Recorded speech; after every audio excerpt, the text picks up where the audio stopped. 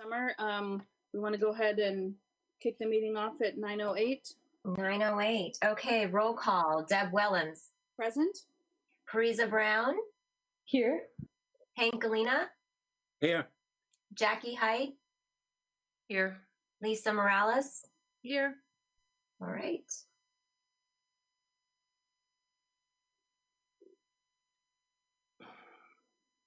We'll be doing... Deb, you're muted. I'm talking away. So I make the motion to approve the action agenda. So move. Thanks, Hank. Okay. Go ahead, Summer. So Okay. We'll do roll call. Deb Willems. aye. Parisa Brown. Aye. Hank Galena. Hank. Here. Hey, yeah. Yes. Jackie Height. Yes. Lisa Morales. Yes. All right, motion passes 5-0. Okay. And just to reconfirm that there's no public comment on non-agenda or agenda items. I have not seen anything come my way. Okay. In that case, we will hand it over to Wayne for the Brown Act training.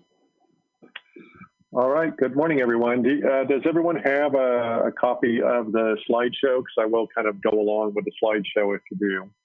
I'm also sharing my screen, so Great, you can just perfect. tell me when to advance slides. Yep, I'll give you the cue to move the slides. Okay. All right. Well, good morning, everyone. I don't know if there's anyone there who has not met me. I was down, I believe it was last summer, giving some training to you as well.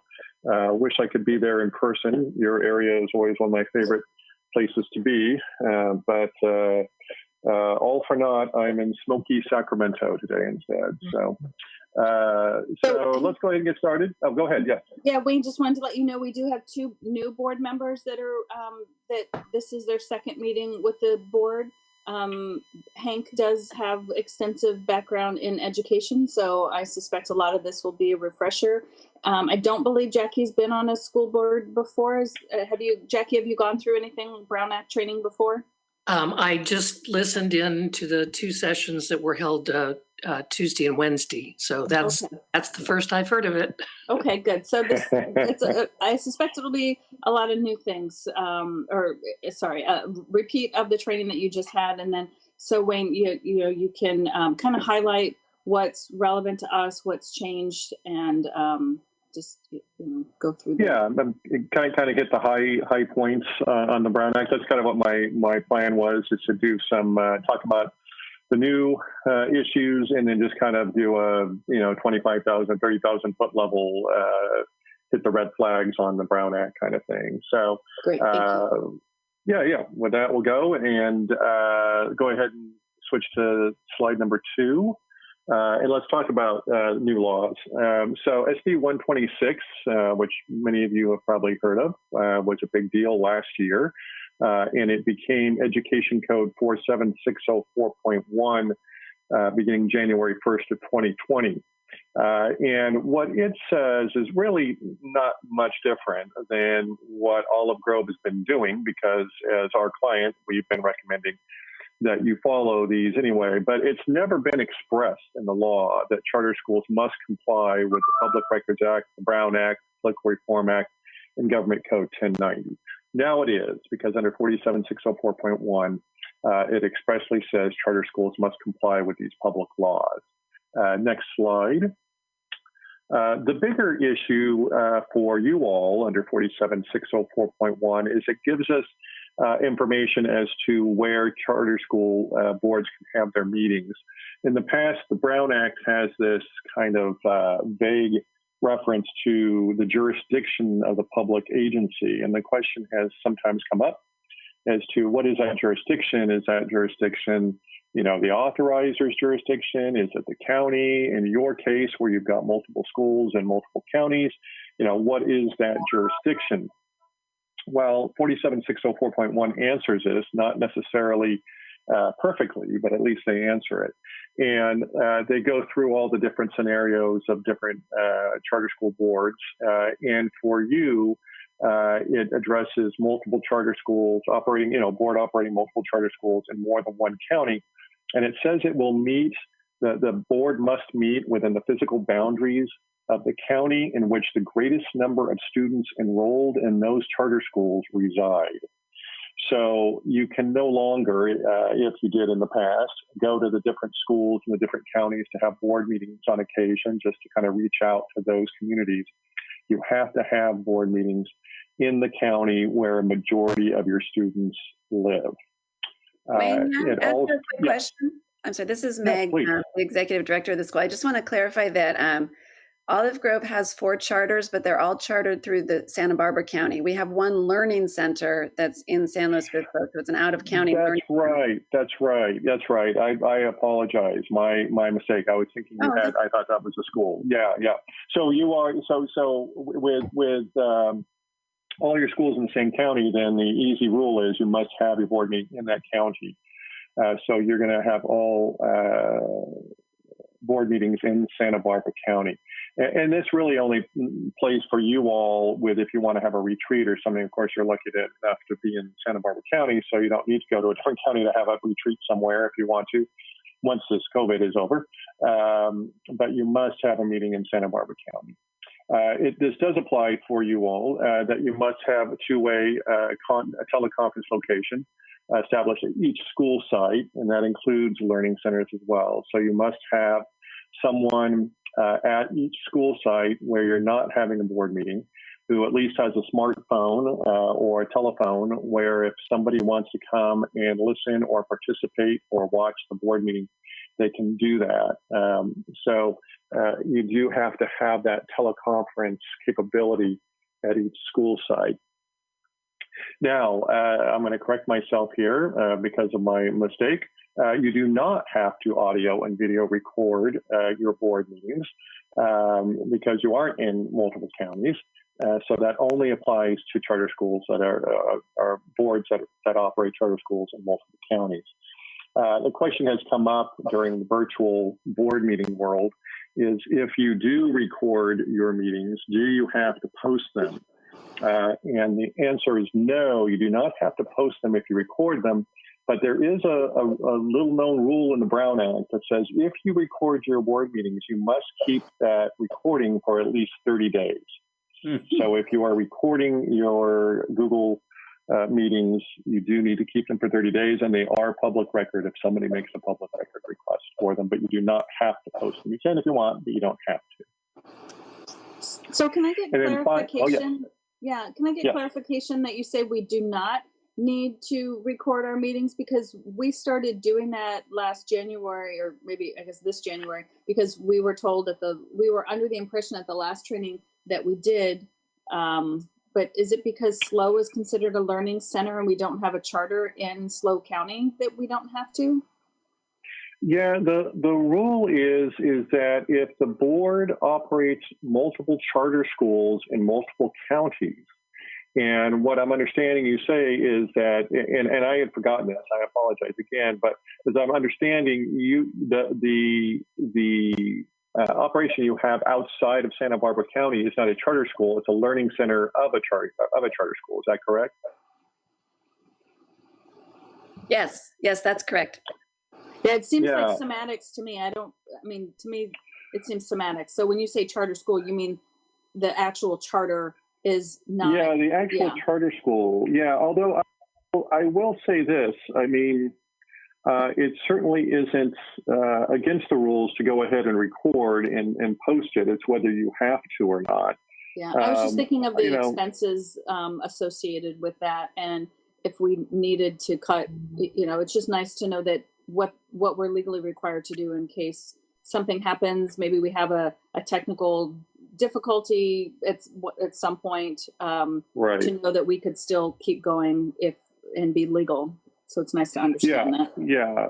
Our understanding of the law, which I think is pretty clear, is that it is the charter school, not just sites. So one possibility would be also, if you wanted just to be super careful, would be to contact your authorizer of the charter school that has the learning center outside the county, and just let them know that that's your council's understanding of it, and if they have an issue with that, to let you know, and then we can talk to that district's council about it.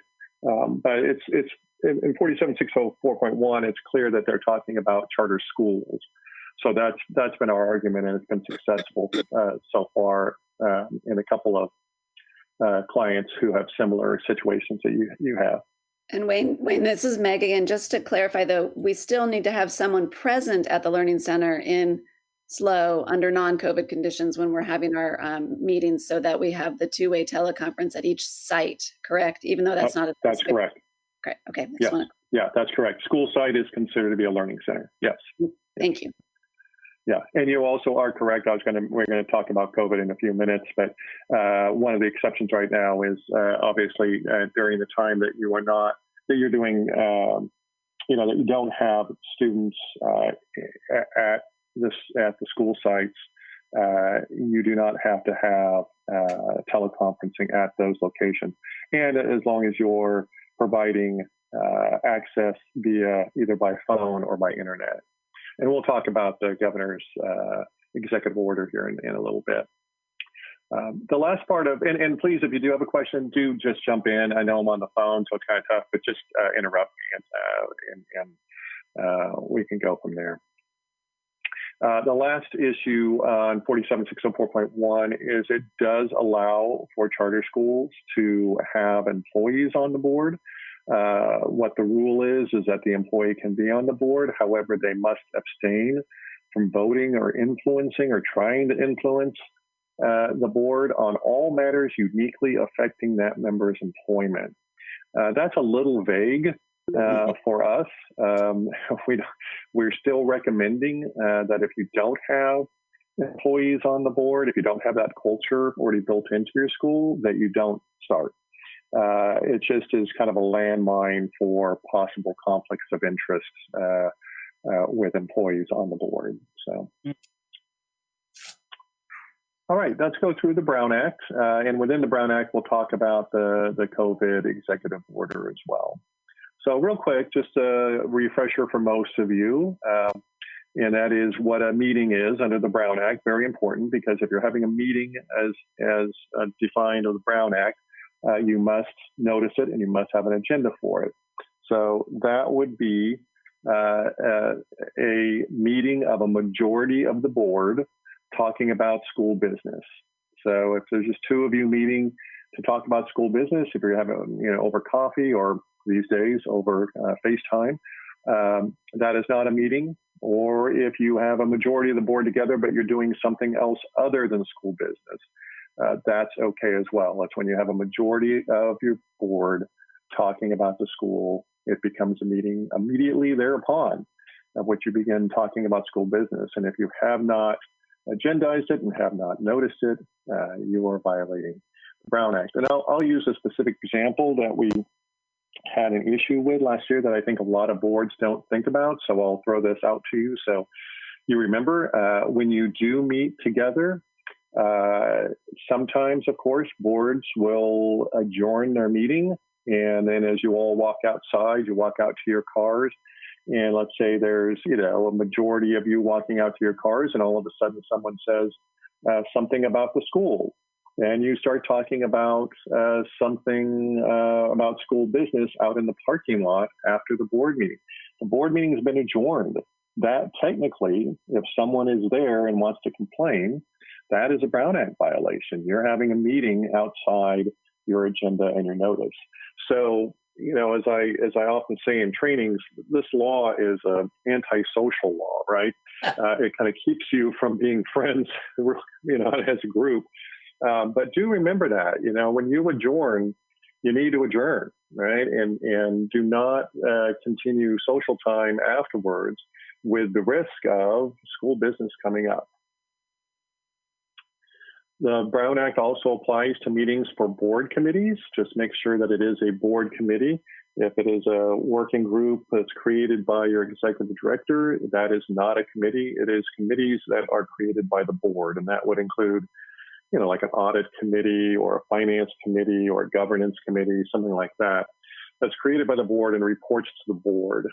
They must follow the Brown Act as well, with notice and agenda and accessibility and so forth. The rules we talked about in SB 126 do not apply to committees. SB 126 is only the board. So your committees do not have to worry about teleconferencing and so forth. Now, the exception to the Brown Act existing for committees is if you have a temporary committee that is just advising the board and is made up of only board members and only a minority of board members. So if for some reason there's an issue going on at the school that maybe somebody raises, a member of the public raises during non-agenda item, and the board says, you know what, we'd like to look into that.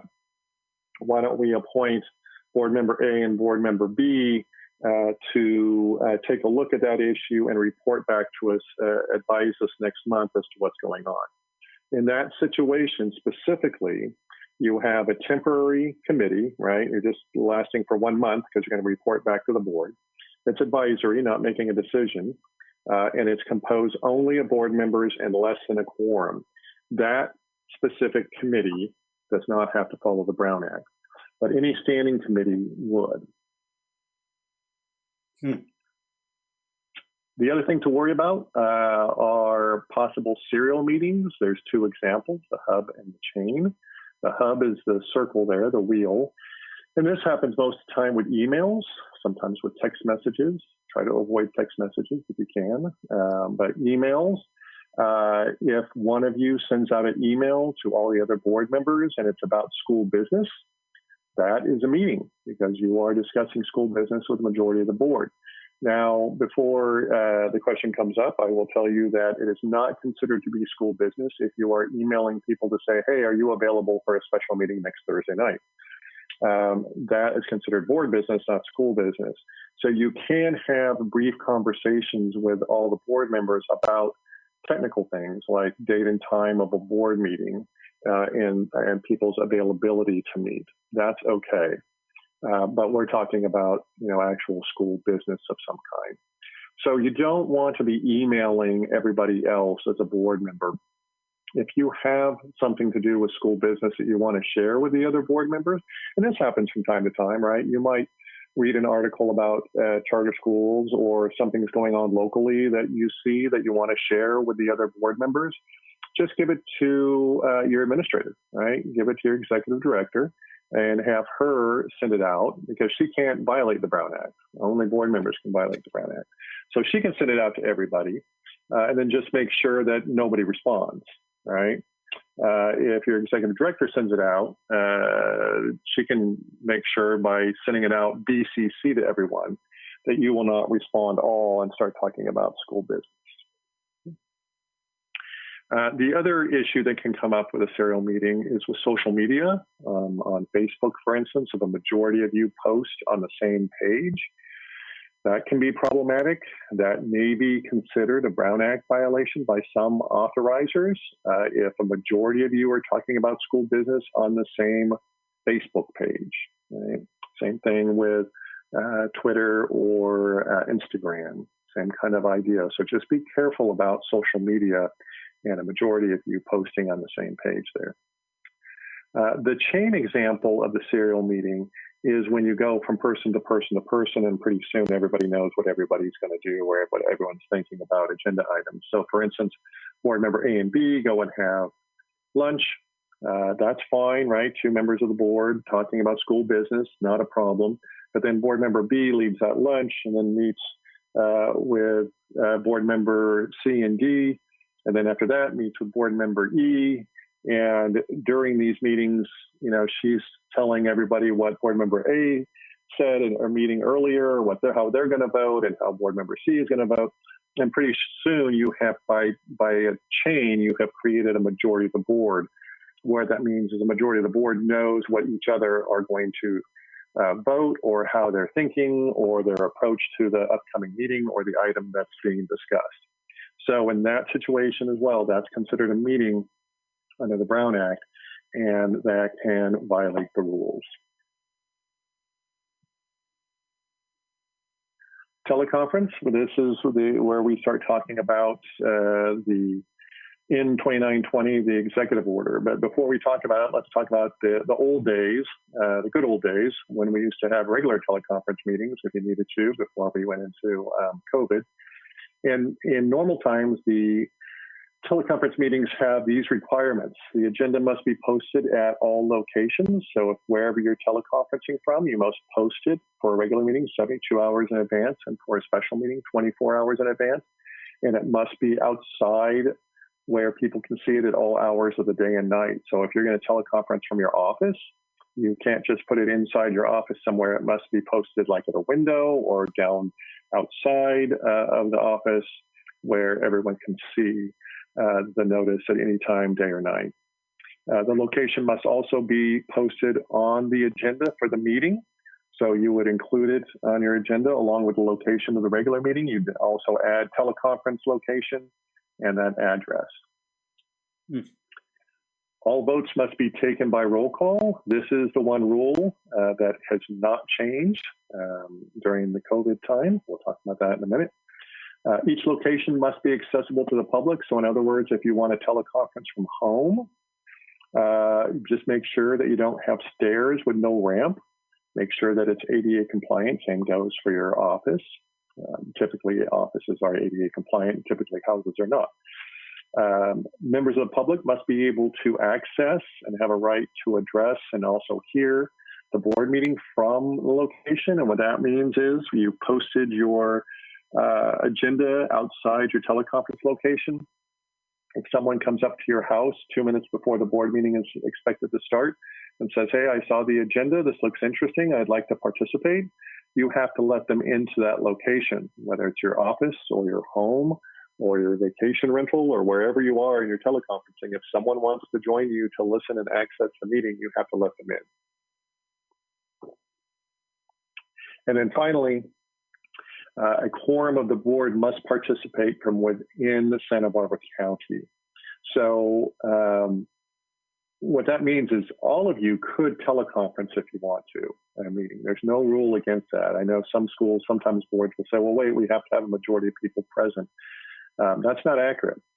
Everyone could teleconference as long as a majority of you are teleconferencing from within Santa Barbara County. Another question that comes up sometimes is, well, what if we have a board member who's moving to New York City? Can they stay on as a board member? The answer is yes, they can. They can teleconference from Timbuktu on a regular basis as long as a majority of the board is participating either by teleconference or in person from your county, then you're okay. Okay. Now, Executive Order in 2920, which superseded in 2520. As if you may remember, back in March, we were going through these like hotcakes. I think the governor signed 50-some executive orders in 25 days. But this one came out right after the shelter-in-place order came up. And this says that public agency boards can waive these teleconference rules. When this first started, someone called me and said, hey, the governor just waived all of Brown Act. And it kind of surprised me, but then I looked into it and found out, no, the Brown Act is still in place. It's just the teleconference issues, okay? So only the teleconference rules are waived. What he waived in 2920 was agenda does not need to provide notice of each location. So all your, most of you are teleconferencing from home. You do not have to put your home address on the agenda. Nor do you need to post the agendas at your home or your location of your teleconferencing during this time. A quorum of the board does not need to be located in Santa Barbara County. You can be all over the place and you're okay. And you do not have to allow public accessibility into the location of your teleconference. So you do not have to let somebody in if they knock on your door 2 minutes before 6 o'clock and the meeting starts. So those are the waivers. You'll notice the waiver that isn't there is the rule on taking roll call. So you still need to take roll call for every vote you take during this pandemic. And then the governor's executive order added that these waivers are in place as long as the board provides the public with access either via internet or telephone for the board meeting, and provides public comment in some electronic form. So you have to post internet or telephone number for the public to access your meeting. And then for comment, it has to be electronic form, which means one of a couple things. If you use Zoom, they have a raise hand function. I'm not sure if Google does. I can't remember if Google Hangouts has something where you can push a button and it says, hey, I want to talk. The other option is, of course, a member of the public can wave their hand, or if you take them off mute, they can mention, hey, I'd like to comment. And then the other thing you can do, which is electronic form, is allow people to email you with their comments and then have someone read those comments back. We have had some schools, particularly schools that have some difficult situations with members of the public, and they were worried early on about what we call Zoom bombing, that people would try to take over the meeting if they had access verbally or video-wise to the meeting. They allowed only for email comments, and that's okay. You can do that because that's electronic. But if you do it only, if you allow public comment only by email, you have to make sure you have someone who is monitoring that email address even during the meeting. Because before the agenda item comes up, if someone decides, just like in real life, right, if they were at the meeting, if during item number 4, someone decides they want to speak on item number 6 and they send an email about it, you have to be ready to address that and read it. You can keep the same rules, limited to 3 minutes and that kind of thing, but you can allow only for email if you want to. And then the other rule that the governor had was, follow the Brown Act the best you can, right? These waivers are in place as long as you do everything you can to make sure that the spirit of the Brown Act is followed. So, any questions on the executive order? Okay, hearing none, I'll continue on. Real quick, go over a couple of things, probably just a reminder for most of you, but do know that when you have a new executive contract or you have a renewal of a contract in which compensation change is made, that needs to be on a regular board meeting, not a special board meeting, and it must be done in public. And the final action, which is approval of the contract with the announcement of the terms of the contract, must be done in open session. Notice an agenda, a couple quick rules that most of you I'm sure know, but it's always good to go over. When you have a regular meeting, you must give 72 hours notice. For a special meeting, it must be 24 hours notice. If you have an emergency meeting, which we highly recommend you don't do unless it's absolutely necessary, you have to give 1 hour notice. The question comes up occasionally, which is, if we post an agenda and we post it correctly 72 hours in advance, and then the next day, 2 days out from the board meeting, we realize, we have this contract, I forgot to put it on the agenda, right? And we need to get this contract approved this month, it runs out. Can I amend the agenda once it's posted and once we're within 72 hours? And the answer, unfortunately, is no. Once you get within the 72 hours, now if you post 5 days in advance for some reason, and you're still outside that 72-hour notice, you can amend your agenda. But once you're within the 72 hours, you cannot amend your agenda. You would have to have you'd have to cancel that meeting and start a new meeting. The other option, though, if you want to be clever with this, because it's totally within the Brown Act rules, is to say, okay, we need to get this contract on. It needs to be voted on during that meeting or during that evening of the meeting. You can add a special meeting to begin upon adjournment of your regular meeting and notice it, put that contract on it, and then post it within 24 hours of the meeting. Then you would have your regular meeting, you'd adjourn that, start your special meeting, and then you could vote on that contract that needs to be approved. So that would be that's kind of a piggyback way, but that would be the way to do it if you ever have a situation where you've forgotten a board agenda item and you're between 72 and 24 hours out. You can create a special meeting for that. But if you are within 24 hours of the board meeting, there's really nothing you can do. That does, just because you forgot about a contract or an item, that does not qualify as an emergency, and you cannot add it to your agenda or create an emergency meeting to vote on that. So you would have to call another meeting and give proper notice for it. Where to post? Physically, the rule says in a publicly accessible location within the jurisdiction during the entire posting period. Really what that means is at your schools, right? It doesn't have to be at your school, but it makes the most sense, and most authorizers like to see that, right? So you post it at your school, because who's most interested in your board meeting? It's going to be your parents and possibly your employees. So post at a location of your school sites, your learning centers and so forth. You want to make sure it's posted outside of a window that can be seen at any time, day or night, during that 72 hours or 24 hours. And then the other rule is it must be posted on your website. That's an old rule, been there for a while. But the new law is from last year, is it not only has to be on your website, but it has to be on the homepage. Go ahead and switch to page 14. It has to be a prominent and direct link to the agenda on the homepage. So you have to actually have something that says on the homepage, board meeting, August 22nd. And I click on that link, and there's the agenda right there. So it has to be a prominent and direct link. The rights of the public, on slide 15 now.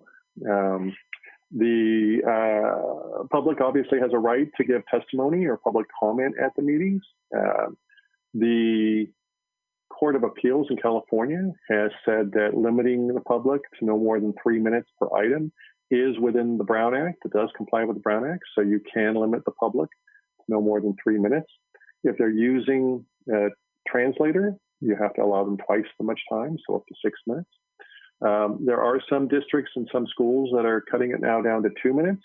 There's no court decision on that yet, so we don't know whether that's going to comply with the Brown Act or not, but we do know that the 3 minute limitation does comply with the Brown Act. If you have a disruptive speaker, you can, in today's world, you can mute them or kick them off the Google Drive, but you have to be careful what disruptive means, right? In normal in-person meetings, disruptive speaker means someone who makes it so the board cannot conduct their business. In other words, someone is, yelling or chanting so loud that you cannot talk to each other, you cannot vote on an item, you can't hold the meeting. Case in point, there was a case about 10 years ago where a teenager went to a school board meeting, and at the end of his comment, he gave a Nazi salute to the board chair, and the board chair kicked him out of the meeting. The student sued, saying his Brown Acts were violated because he wasn't allowed to stay in the meeting. And the Court of Appeals actually found in favor of the student and said 5 seconds of rude behavior does not equal disruption, and that as board members and members of as public officials, you have to allow for some rude comments and behavior. Online, I think it's a little different right now. When we've had a couple of schools that were bombed, as we call them, where we even had one where somebody came on and for the video, they switched from a picture of themselves to a pornographic film. We've also had people who have used vulgarities during comments, and for us, because it's a school meeting, I don't think the court, the worst, so you kick them out of the meeting, right? The worst case scenario is that they sue you. And I just can't imagine a court during the pandemic saying, no, you had to allow someone who was sharing pornography or who was using inappropriate language at a school board meeting, that wouldn't be disruptive. So I think there is a decent amount of room here if that would happen to you during the virtual board meetings. We actually tried to head that off. We have two different lines, if you will. So the board is on one phone line and then the public comments on a second. So we can mute everyone on public comment if something inappropriate happens, and the board can still Great. continue to conduct business. Great. And then Yeah, the perfect. public can still hear us through the Zoom. I believe Victor's got it set up so you can still listen to our call on sorry, not Zoom, YouTube during our live meetings. So. Okay, good. Yeah, that's perfect. That's perfect. Members of the public can audio record you or video record you if they want to put you on their, Facebook Live channel. They can do that. You cannot have limitations on public attendance. In other words, you can't say this meeting is for parents only or for employees only. It has to be open to the public. You cannot require people to sign in at your meetings. You can ask them to, but you cannot require it. If I want to come to your board meeting and just sit in the back, I don't have to give you my name, why I'm there, or anything. Right? I'm just a member of the public. I have a right to be there. You have to make sure that you have your meetings in non-discriminatory facilities. This really only comes up if you have a retreat somewhere. You just want to make sure that it's ADA compliant and non-discriminatory. And then at your board meetings, you need to make sure that you can provide members of the public copies of the agenda or board materials. Doesn't mean you have to run off 15 copies just in case you're going to have a bunch of people at your board meeting, but it does mean that if somebody comes and says, hey, I would like a copy of these materials, you have somebody who can run over to the copy machine and make a copy and give it to them before the meeting starts. One thing I'll go back to while we're talking about it, the executive order and the virtual meetings. I'm getting more and more questions about when does that end? Is there a end date on that executive order? And the answer is there is not. It will have to be rescinded by the governor. And I don't see that happening anytime soon, right? Since most schools cannot be in person in California under the current health guidelines, I can't imagine that this is going to change anytime soon. It's also become fairly popular, honestly, amongst a lot of people. So we may even see some legislation next year that might allow this as kind of an option for school boards with public agencies. But there is no end date, and I would be shocked if it's rescinded before the end of the year. I think we'll either have the ability to have automatic testing or we'll have a vaccine before this executive order is lifted. I could be wrong. I've been wrong on almost everything about this COVID so far, but it makes sense. And slide 16 is just my attempt at a little humor here. About 2/3 of the way through the meeting, sometimes it's my alligator humor. So there you go. Slide 17. Closed sessions. So when can you kick the public out of meetings? There are 6 different subject matters that you can talk about in private. The first one is pending and anticipated litigation. You have to have conference with your legal counsel, but that's if you are concerned you might get sued, or you want to sue, or if you have been sued or are suing. You can discuss issues with legal counsel in closed session. Pupil discipline under the education code, you must hold it in closed session. If you have a hearing on pupil discipline, the pupil and or the pupil's parents have a right to make it open session if they want to, but you don't. If they don't request it, you have to have it in closed session. If you're talking personnel, whether that's discipline and dismissal, evaluation, employment issues, that can be in closed session, with the understanding that if you have a specific complaint against someone and you're considering discipline or dismissal against them, you need to give them notice, 24-hour notice. This is only if there's a specific complaint against them. If it's a general discussion on somebody and deciding whether to discipline or dismiss them, no notice is needed. If you're going to discuss specific complaints and charges.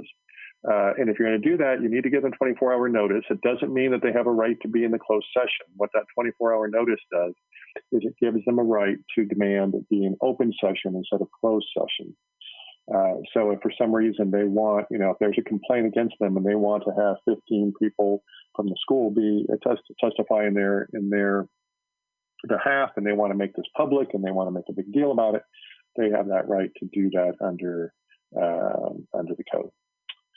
Real estate negotiations, if you're leasing or renting or buying property, you can have your negotiator, your real estate agent, in on closed session to discuss terms and locations of those real estate negotiations.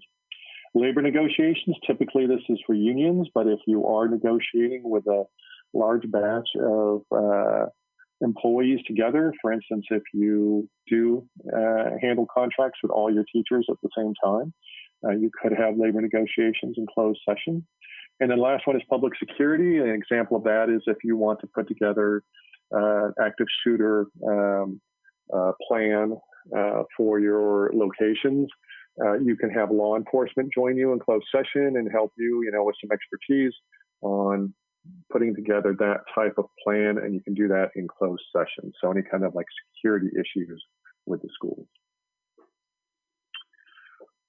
With closed sessions, you want to always use, for your agenda language, you always want to use what's in Government Code 54954.5, which I was joking with Jerry Simmons from our office last night. It's actually on my phone because I get text messages so often asking me what language needs to be used. I have that code on my phone. But it's perfect because you just look up that code section. It tells you exactly what language you need to put on your agenda for each one that we just talked about, each one of those 6 possibilities. So you can just cut and paste the language from that code section onto your agenda, and that way you do not violate the Brown Act. You don't want to be making up something for closed session, the language. You want to use what's available by law. That way you're sure to be complying with the Brown Act. Prior to closed session, you have your board chair make an announcement for the reasons you're going into closed session. And that is usually just reading the agenda language. That will do it. And then remember, the public must have an opportunity to comment. Sometimes we'll see a mistake by even a school district, sometimes by a school, where before they even start their meeting, they go into closed session. You can't do that. You have to start your regular meeting first. You have to take roll call, and then you have to take some type of public comment. Then you can go into closed session. After closed session, you must report out any action taken, any votes. The rule with closed session is everything inside closed session is confidential. You cannot share it with anyone, not even your spouse, your friends, your kids. But the one thing that is not confidential is an actual vote on something. If you take action or vote on something, you have to report that out immediately after closed session is over. And if it is not a unanimous vote, you need to announce that and announce the people who voted against the vote. What the rule is that you have to let the public know who voted which way. So you can do it 2 ways. You can either say the vote was, 6-1. These 6 people voted for, this one person voted no. But if you have 7 board members and you say the vote was 6-1 and this person voted against it, that's good enough, right? Everyone knows that the other 6 people voted for it. It's not rocket science. So you can do it that way as well. So enforcement, typically, if you make a mistake and violate the Brown Act, or if someone thinks you violated the Brown Act, they will send a complaint to the charter authorizer, or the charter authorizer will notice something and believe maybe you violated the Brown Act. They will send you a notice of concern. Typically, you have a very short time to turn that around, 3 or 4 days. And we recommend you seek legal counsel on the response just to kind of help you through it. But sometimes it's really easy, right? If it's a clear, incorrect accusation. So for instance, if somebody says, hey, Olive Grove voted on this contract and it wasn't on the agenda, and one of your authorizers sends you a notice of concern about that, and you look at your agenda and your minutes, and you see that the agenda item was posted properly, and then on the minutes it shows you voted on it properly. You don't need my help on that. You don't have to contact me. What you do is you just send a short letter back to your authorizer saying, thank you for the concern, but we did not violate the Brown Act. Here is a copy of the board agenda, and here are the minutes that show that we properly agendized the item and we heard it correctly. More dicey things come up where, like, if you didn't post on time or if you posted the wrong agenda online, and it happens. You might make a mistake. Hopefully not very often, but you might make a mistake. And if you make a mistake, the Brown Act says that if there's a violation of the Act, whatever was voted on, whatever action was taken by the board is null and void. So you want to cure your mistake by having another board meeting and putting those agenda items on the agenda properly and then having another meeting. So for instance, let's say that you forgot or you posted the wrong agenda on the website and it wasn't noticed until the day after the meeting. You had the meeting and let's say you had 4 items that were action items that were voted on. If your authorizer sends you a notice of concern and you realize that you messed up, that what you want to do is send back to your authorizer, hey, we made a mistake. This was a human error. It got posted wrong or something happened on the website or whatever it was. But then let them know how you're going to cure that mistake. It's very important to do that. And what you want to do then is to alert all the board members that, hey, we had a problem with the meeting last week. We need to have a special meeting, next Thursday at 5 o'clock or whenever you have your meetings. And we're going to re-notice it, re-agendize it, and have a meeting again. And you would put those items on an agenda, make sure that you notice it properly this time. And then you can't just go into the meeting and say, okay, we talked about this last week, let's just vote real quick. Because it wasn't noticed correctly, the idea is that the public has a right to hear your comments and hear your discussion before you vote. So you would have to pretend you never had that meeting and go through comments and discussion again, and then vote again, and then you've cured your Brown Act violation. So that's how you handle a mistake, and it can happen. The other situation that can come up that used to never happen, but now in Southern California, we've seen it happen a couple times, and that is a member of the public has brought a cure or a cease and desist, a demand for cure or a cease and desist letter.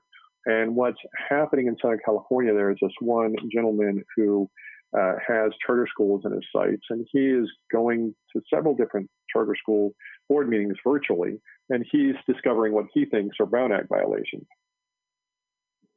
And so he sends these cease and desist orders saying, at this board meeting, you violated the Brown Act by doing this. If you get something like that, which, like I said, is pretty rare, but if you get something like that, I would recommend contacting us because there are certain rules that go along with it. You have 30 days to respond, and then in some situations, you have to actually have a response at your next board meeting. There are certain things you have to follow under that law. So be careful of that if you get something like that. The other slight possibility is that the DA might send you the same kind of letter, but we find that DAs have more important things going on than charter school Brown Act violations, right? So we haven't seen a DA letter in years and years. So mostly it's going to come from a member of the public if that happens. All right, that is the overview. If there's any questions, I'm happy to answer them. Sorry that I'm by phone and not virtual. No apology needed. That's how it goes. And this new, we're all getting used to all the new technology that we're exposed to. So appreciate you taking the time to come meet us on a Saturday. Were there any questions or folks needed points of clarification on anything that was discussed?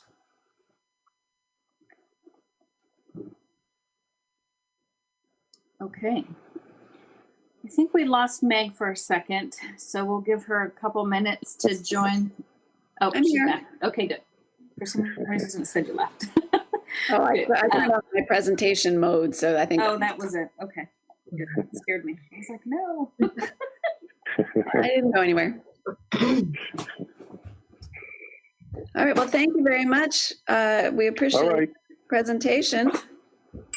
All right. Have a good weekend, everyone, and enjoy your retreat. Talk to you later. Take care. Okay. Bye-bye. Bye.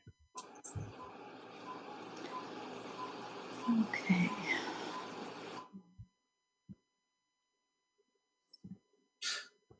So it looks like the next thing on the agenda is the approval of the consent agenda, which is just the minutes from our last meeting. So I make the motion to approve the consent agenda. Is there a second?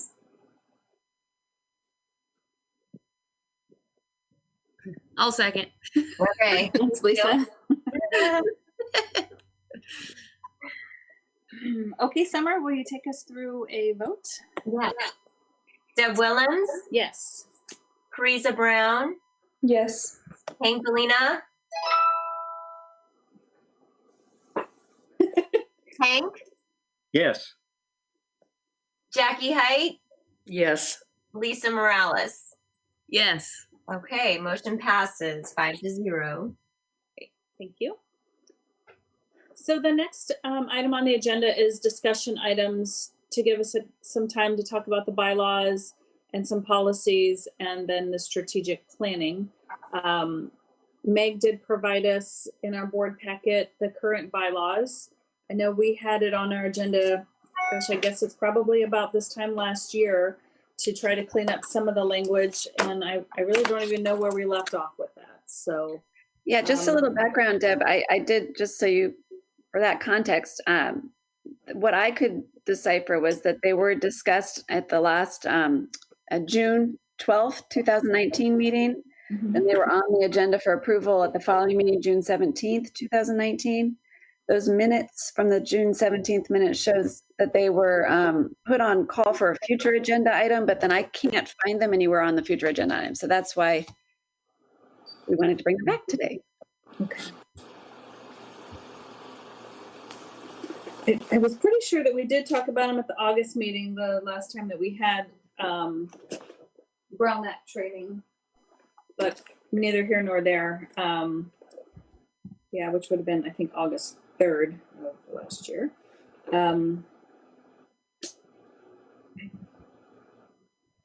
So I kind of feel like we need to have someone go through really a lot of our policies and the bylaws for little nuances. For example, a couple years ago, we changed the terms from principals to directors, but I think some of the documents still say director or still say principals. And then in the bylaws, it's a little confusing sometimes because it says directors referring to the board of directors. And then it also sometimes it's interpreted to mean our directors of the learning centers.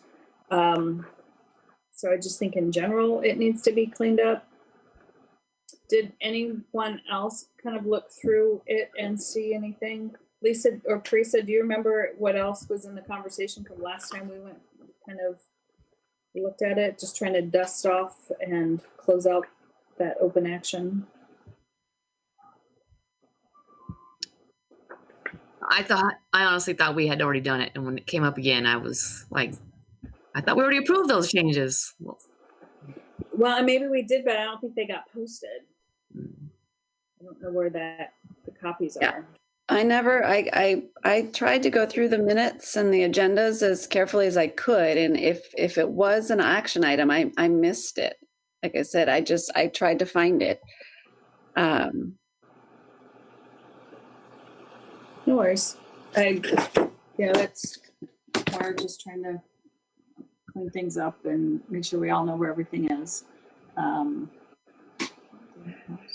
I will say, looking at the version 2 that's dated 5/29/19, the red line version, like it does define, it uses principal to refer to the learning center director. So to try to diffuse that, or,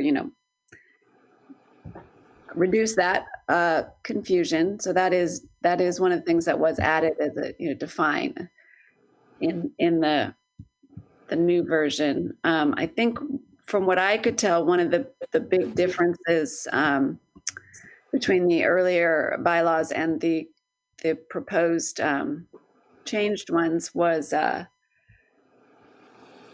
specifying about the officers and electing the officers of the corporation. And so it gets a little confusing, but this is very common that there is officers of the corporation who translate to officers of the board as well, but they don't all translate. So it's on page 9 of the document. And if you'd like, I can share my screen so you can see where I'm looking. Why don't I just go ahead and do that? Thank you. Can you see this? Section 8.1 officers. Yes. So this will come into play later on the agenda. If we pass these bylaws, we'll vote on our officers one way. If we decide, that we're not ready to pass these, then it will change how we're going to vote on the officers later. But, and again, this just to clarify, this is a discussion of the bylaws because there has been some confusion about whether they were revised and passed or not. And then I did put an action item on later. If we decide that we are good with this version, then we can vote as an action item later to pass the bylaws, which then has a ripple effect on how we vote on the officers.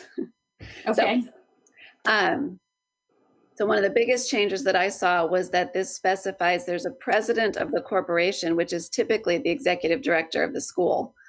And then the president is not a member of the board. The executive director is not a member of the board. So that's specified in the revised version. And then it adds down on page 10 here, it adds a chairperson, which is the chair of the board of directors, which is a board member. And this is required because we're a corporation, and a school. So there's the school's board of directors, the corporation's board of directors, and then there's corporate officers. And to be honest, I can't, as far as in my experience, the president of the corporation is just a sort of a box to tick. And that's, again, typically the executive director, but the chair is the one that leads the board of directors. Okay. Yeah, That was the biggest change that I saw looking through these revisions was that being specified. And that's, again, in line with my experience of how boards and corporate officers work. Yeah, the red line copy that you're showing, I'm with Lisa. I thought we had approved it. Parisa, what's your recollection? Yeah, I was of the same thinking. I thought we had already approved it. Okay. So Sorry. Yeah, Hey. go ahead, Hank. Being a new school board member, is there any chance of getting a copy of the bylaws and policies? Definitely, yes. I have every intention of making like a board binder for each of you. It may be like a Google Drive folder instead of a physical binder, or if you prefer, I can print one and make a binder. But I've been, trying to piece together what's already been done and so I wanted to make sure we got a lot of these things cleaned up, sort of some housekeeping, before I made an official, these are our policies, this is our bylaws and all that. But I will definitely, I'm happy to do that. And I intend to do it. So as we each have that, and then when we get new board members, they would be immediately presented with that. And I could go through it with them to give them sort of an orientation. That kind of thing. But again, and it is all on our webpage. So I think in the interim, if you haven't been able to find it on our webpage, maybe Meg can send us the link, and you can see where all the policies and the bylaws are all posted currently.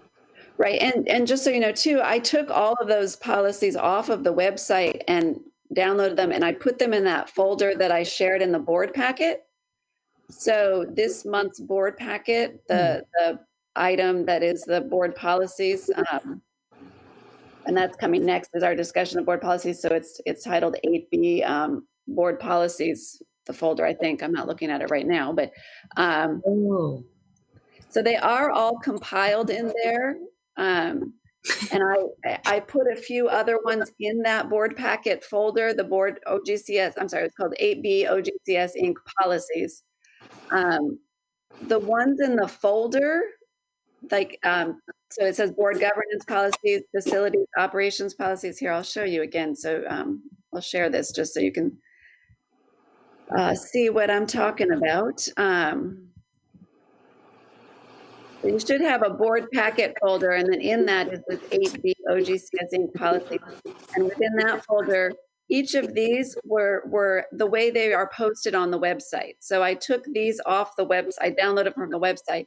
And then I have come across some other policies, or we like recently amended this budgeting policy that's in this folder. Again, we're sort of leading into the next discussion item, but I think it's okay. So any other ones that I've come across or I've discovered in other places, I also put in there. So again, there's a bit of a process here, both, starting with the bylaws to get those cleared up and vote on them so we have clear record of it.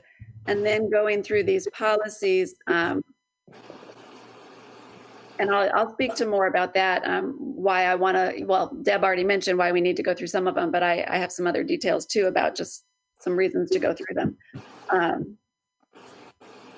It's just a process here and cleaning things up and making things, making sure everything's in order and located. That's the other thing is some of the stuff, the items are there. I just am still trying to locate them all.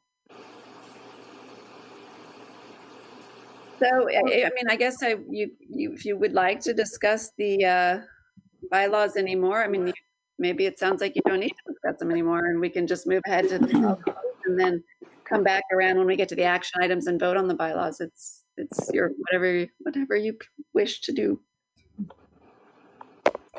Hank, were you able to find or get the link with the packet that Meg sent out? Did you see that in advance? Did you get to look at the bylaws at all?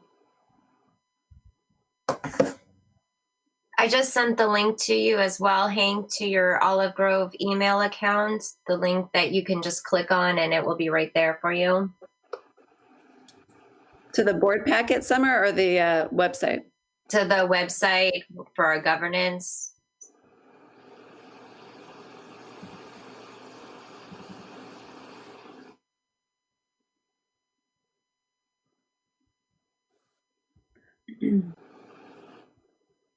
What about you, Jackie?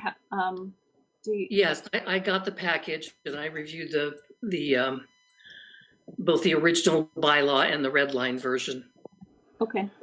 Any concerns or anything stick out to you that you needed clarification on? No, I think the red lines made things clearer. Okay. Okay. Well, I kind of get the sense that we're okay with the red lines and just the general sense of the bylaws and where we're at with them. Does that sound true? Okay, well then we don't need much more discussion of that item. In terms of our retreat piece, we can move into the policies if you're ready. Just a little, again, background on the policies and sort of to give you what I sort of foresee happening potentially during this time today. So as I mentioned, there were some gaps in housekeeping as I was reviewing items, policies, mostly that I found on the website. I found that a number of them don't have any indication of when they were actually adopted. So the policies are fairly boilerplate policies, which is fine. Many of them look like they were templates from the Charter Schools Development Center, which is excellent. And they are personalized, so to speak. So they do have Olive Grove specifically mentioned. So presumably somebody has gone through and made sure that all of the elements. Yes, they were vetted through Young Mini, through our law firm. Yeah. So that's great. But the gap that I see is that they're posted on the website, but so all the policies at the very bottom will say adopted, and there's no adopted date. Usually it says adopted : with the date, and then if there's an amendment, the dates are added after that. So that part is just, it's not on there. So I did not go through. I mean, I've gone through a large portion of the board agendas from what I've back for a few years, but I think it's just very difficult to try to go in and correct that by me adding the dates if I can find them on the board minutes when they were adopted. Yeah, and it doesn't seem like a very good use of your time, Meg. I mean, it's kind of if we can just resolve it. Right. So I was thinking if we go, and it also, many of these policies do actually say that they'll be reviewed annually. So we also want to be mindful of that. So Deb and I had talked about this, and we were thinking that it's certainly not reasonable to go through every single one of these policies today or in any one given meeting. There's a couple of different ways we could go about this, and part of the point of this discussion is to decide how we want to move forward with that, how you want to sort of take on that project. If you want to spend some time today reviewing some number of them and then make a plan for the rest, would be my suggestion. Just making a plan. It could be committee work. It could be done, as a whole board. Really up to whatever you prefer. Meg, sorry, I'm just going to jump in. The CDE required us to have all the amended and when they were adopted from this report that they needed for the grant that we had. So I actually have that information, so I can give you that information. Well, that definitely helps that piece. But again, that cleans that up. And so I could go in and add those to the documents so that it's all posted, with those dates on it. That's great. But we still have the issue of some of them, or a number of them, say they will be reviewed annually. Right, so, right. Yeah. And some of them I know specifically, like have a certain time frame, like the safety plan is one of the adopted policies. That just has to be reviewed annually, and it has a March 1st deadline. So I already have that on the radar of when that would be done. And some of them don't require review. I did not, unfortunately, compile any sort of a list of which ones do require annual review. So are there any, is there a way to determine what are the urgent ones, which ones are we delinquent on that we should review first? Like I said, I did not. Okay. Let's see. One of them is. So, for instance, I'm looking at, and again, let me show you this one so you can see exactly what I am looking at while I'm speaking about it. Under the board governance policies. Sorry, I'm doing too many clicks. I got to try to get back to the meet so I can share my screen. So one of the board policies in the board governance section, board governance policies, is the procedure for policy adoption.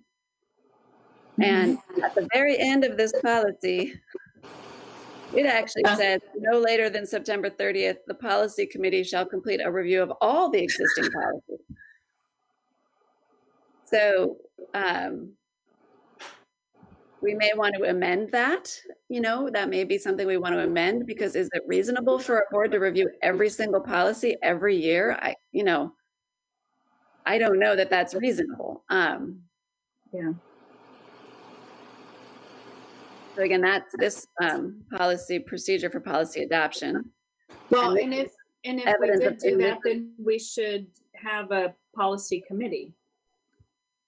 Right. So that's the key thing too. I mean, that implies that we have a policy committee.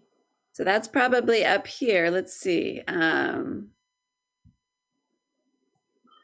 Policy, the process for adoption and publication of policies. Any person may raise a potential issue, school level, shall communicate to the chair of the policy committee within 1 week. So this presumes we have a policy committee,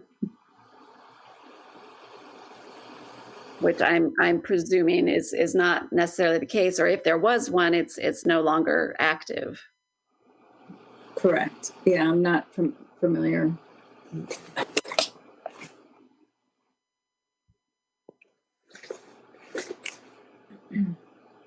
So yes, there certainly is some work to be done, and to try to figure out, do we want a policy committee?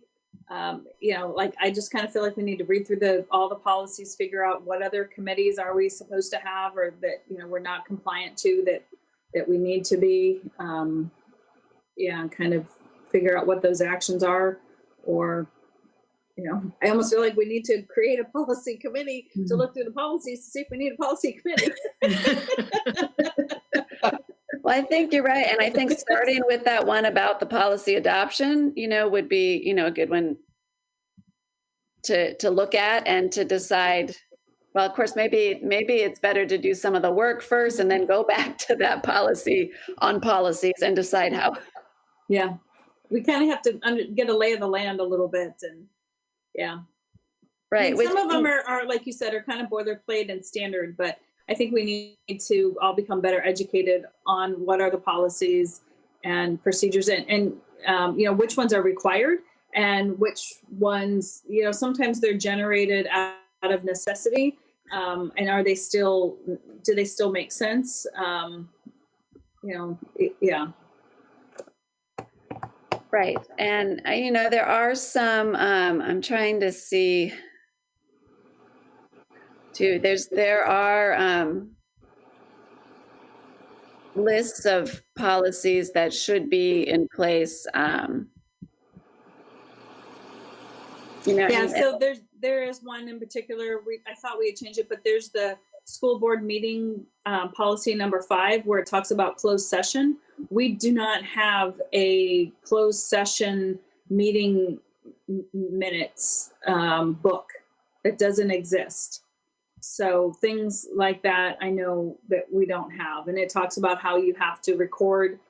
Basically, someone has to be the recorder of closed sessions. Well, that's kind of in conflict with the whole purpose of the closed meeting, just like we were just trained on, that it's, what happens in closed session stays in closed session, and you don't, so you wouldn't record the dialogue even in writing. So yeah, some of those things need to get cleaned up. And I thought YMC had provided us that not that long ago, so I'll look through those emails as well.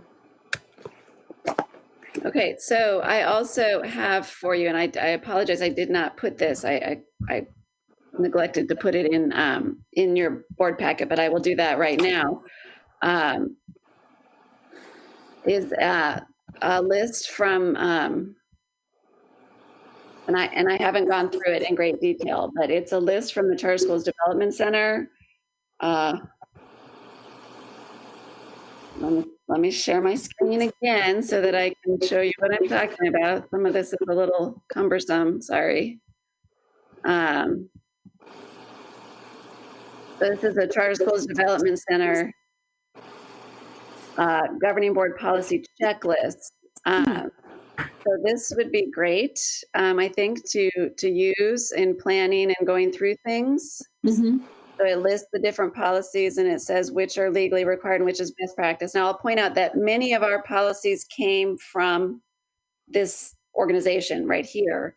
Mm-hmm. And I noticed that most of them have a 2015 copyright date or whatever. This checklist itself is copyrighted 2018, so it's going to be more current. So this is a good place, obviously, to start with making sure that we have at least the legally required ones. And then the best practice. And I will say, since this list was written, like I'm looking at the school safety, the safety plan requirements have changed since this list, since 2018. There's been some changes to the safety plan requirements. But other than that, most of the policies, I think, are probably pretty current. So let me put this in your binder, in your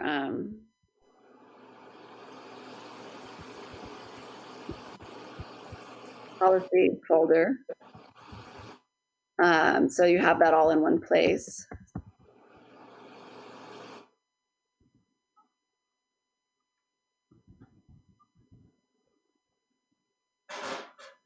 Sorry, just clicking away here to get to the right place.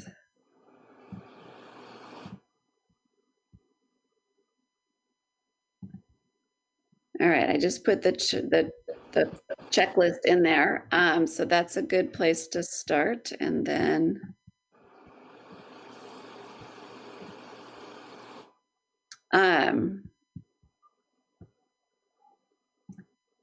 CSDC also, as we said, that most of the policies many of the policies, not all of them, were taken from CSDC's sample policies. So they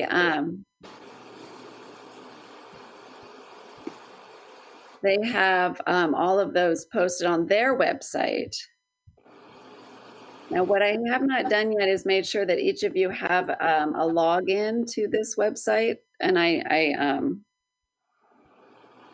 think I added you all, but I'm not sure about that.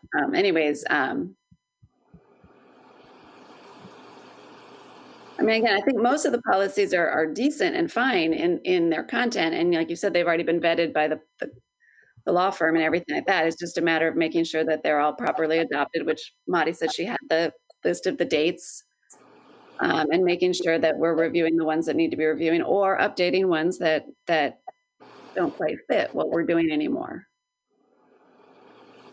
Okay.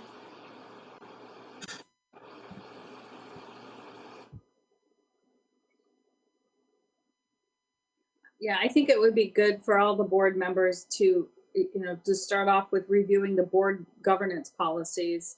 I just look at that first one, board duties, right? And what is it as a board that we should be doing, and just making sure that we understand that and that we agree with that. But there's a couple in there. So I would start by, saying for homework for us, we should all become, at least read through them, make sure that, we agree with everything there. Meg, how do you recommend that? Does it make sense for the board to for the board to be looking at all of these policies and reviewing it, or, that policy committee? Should it be solely board members, or are there people on staff? How much of that would be conducted by the staff as opposed to the board? Well, I'd say it probably depends on how in the thick of things you want to be. I think your suggestion of the board really looking at the board governance policies is a good one. I think that should be board driven. Mm-hmm. Because they dictate how you operate and what your responsibilities are. So you want to be real clear what those are, and then we want to make sure we're saying what we do and doing what we say as a board. The others, if you like, I can either start reviewing myself or delegate, because they're more operational. Mm-hmm. The schools, safety and student policies, fiscal, facilities and operation policies, those other ones, they're more operational. So again, I think staff or myself or delegating staff could go through those and make sure they seem up to date, or bring to the board anything that seems like it should be reviewed or readopted, revised. Okay. Is there anybody on the board who is super excited to review policies and roll up your sleeves and look at them all? Don't want you to miss out on an opportunity if that's what your gift is. I dealt a lot of the policies and procedures at Raytheon, so I would volunteer. Great.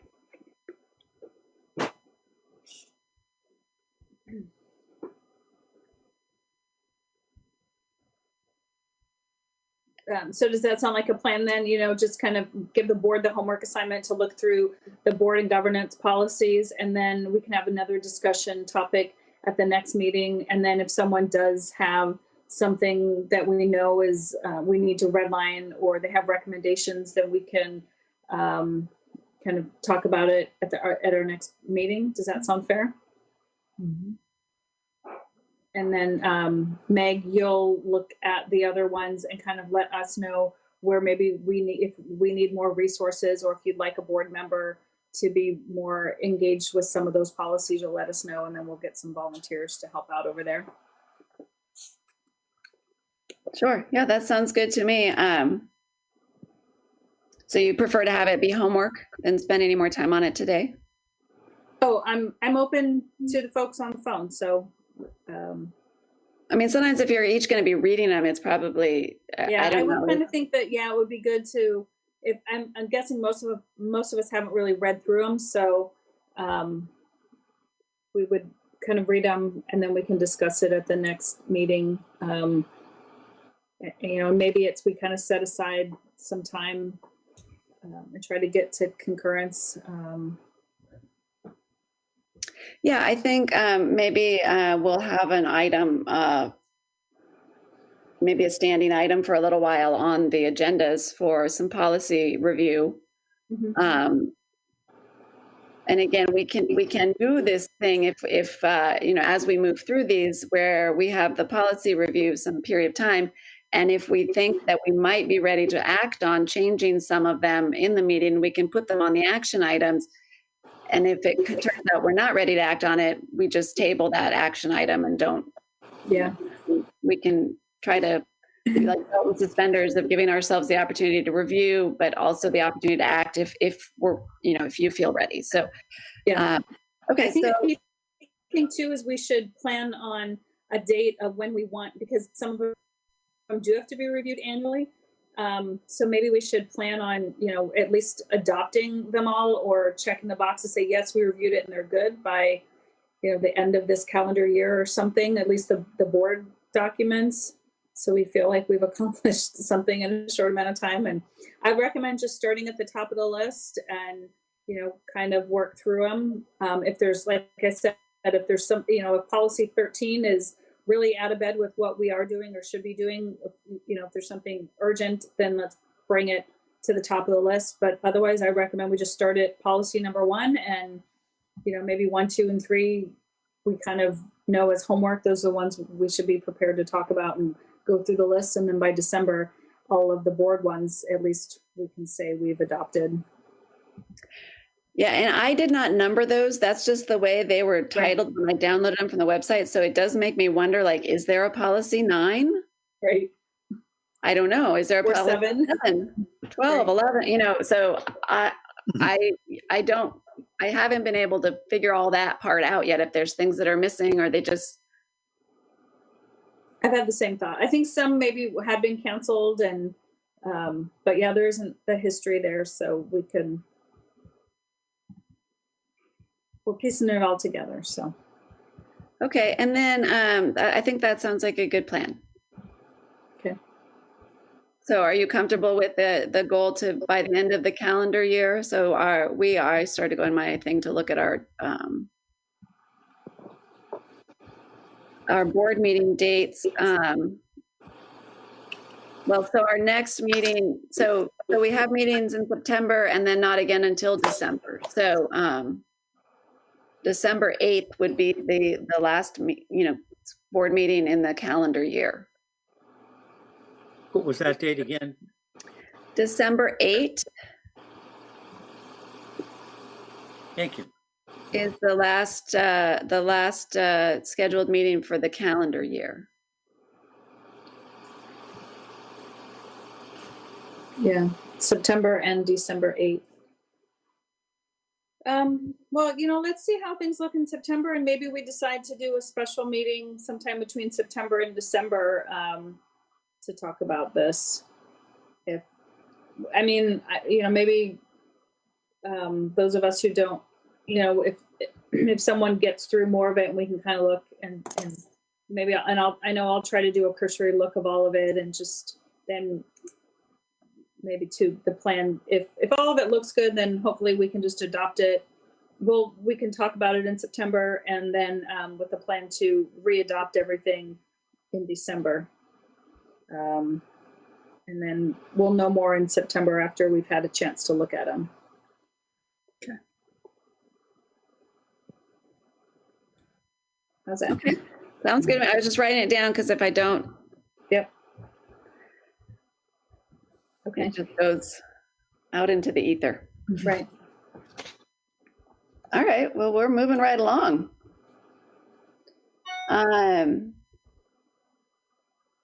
Are you feeling like going into the strategic planning? This is a fairly brief conversation, strategic planning. Or we could take a break. You know, your call. Anyone need a break?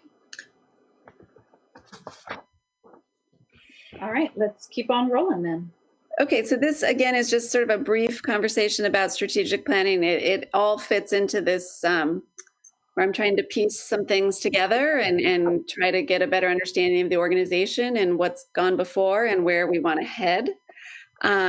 So I did discover, let me share with you, I put this in your board packet, but I will share it here so you can see what I'm talking about as I talk. I did discover this document. Can you see this OGCS Inc. Vision Planning? Yes. So it's called the vision planning, not strategic planning, but I gather it's the same idea. I found this document as part of it was part of a board packet from a special meeting last May 1st, 2020.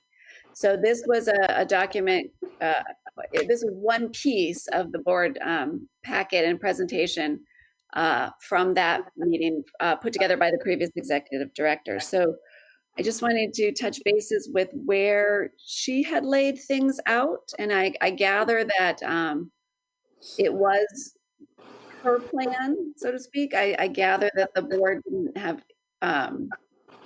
necessarily participate in creating it. So I just wanted to lay out what she had talked about and see, you know, again, we don't necessarily, I don't foresee making a plan today, but I just wanted to touch base about where things were. It is an important process, and I do want to develop strategic planning. I think the board should be involved in the development of that plan. It's really kind of on, you know, it's not the top of mind right now with COVID and budget and all those things. But when we get back to more of a sense of normalcy of some kind, whatever that ends up being for us, I want you to have this in the back of your mind so that as we move forward, we can work on some planning together. So just so you see here, she had put together some financial considerations, some of which haven't come to pass or did come to pass because in different ways. There's the ADA is the only income source. She did expect decreases in ADA because of the, you know, coronavirus. The budgets were going to reflect that 10% reduction. Entire board to direct the ED on reserve percentages to hold. I don't know exactly what she means by that. I think she wanted board direction to talk about the reserves, which are an issue, the school reserves. And then the board to direct the ED on ADA assumptions. I gather she wanted board input on how to look at ADA and what to plan for. The ADA piece is kind of out the window because we are stuck at whatever ADA we were at on February 29th, 2020. So for the moment, ADA is somewhat of a non-issue because that's what we'll be funded on. And there is a movement that the governor might be moving forward and the legislature might be moving forward with some changes to that SB 98 trailer bill, but just a side note here. But it excludes non-classroom based schools. So any remedy to that issue will not include schools like Olive Grove. So it's looking more and more definitive that we will stick with the capped enrollment and the ADA being what it is. So other financial considerations that she outlined here was the thought that our ADA would go up because people want to come to programs like ours. And she was right that, you know, we have a significant wait list at this point.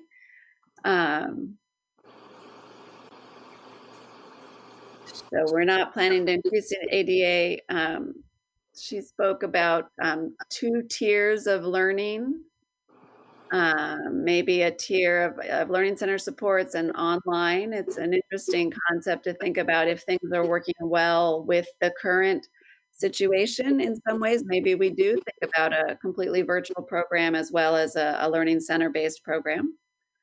Again, I'm going to kind of scroll through and skip over the ADA. She had some plans for growing enrollment. Again, this is a non-issue for the moment, but looking ahead to next year and beyond, we will want to think about what size we want the schools to be. Do we want to grow enrollment? Do we want to stay relatively close to where we are? That kind of thing will be something to keep in the back of your mind for looking ahead. Facilities. With the plans that she had, she said the facilities would meet the growth plans. Just a caveat to that, I have put a hold on. I'm trying to, there was an arrangement made, as you're aware, for an expansion to the SLO facility, which we are trying to get out of because we won't be able to grow into it at this point, and it is obviously an additional expense that we don't need to take on. So that landlord is marketing that space. It's not something we're paying for yet. We haven't taken it over yet. And he's marketing that space to see if somebody else will agree to rent it instead of us. So the facilities as they stand, in my opinion, are actually still, even without that expansion space. And so some of the facilities are, in my opinion, a little oversized. But it's also hard for me to say when I'm not seeing kids in them. So my experience so far has been, they're empty. So they, of course, look too big. But I imagine potentially when there's more kids in them that. Meg? Yeah. Just to go back on the, do we have 2 sites in Lompoc? The CTE site. Yes. Is that, has the renovation been finished with that? I drove by, I happened to be at the market and I walked by it and it had paper all over the place. I mean, right. And then there's the other one, 840 North 8th Street. So there'd be 2 sites in Lompoc.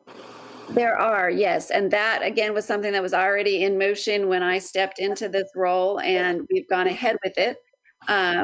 There is the main center in Lompoc has been there for, I'm not sure how long, but it's operational. That's great. And then they was an agreement to enter into an additional space down the road. So they're not connected. They are not even in the same block. They're separated. So that other space, the original plan was for that second Lompoc space to be the elementary learning center, and the original center in Lompoc was going to be the high school center.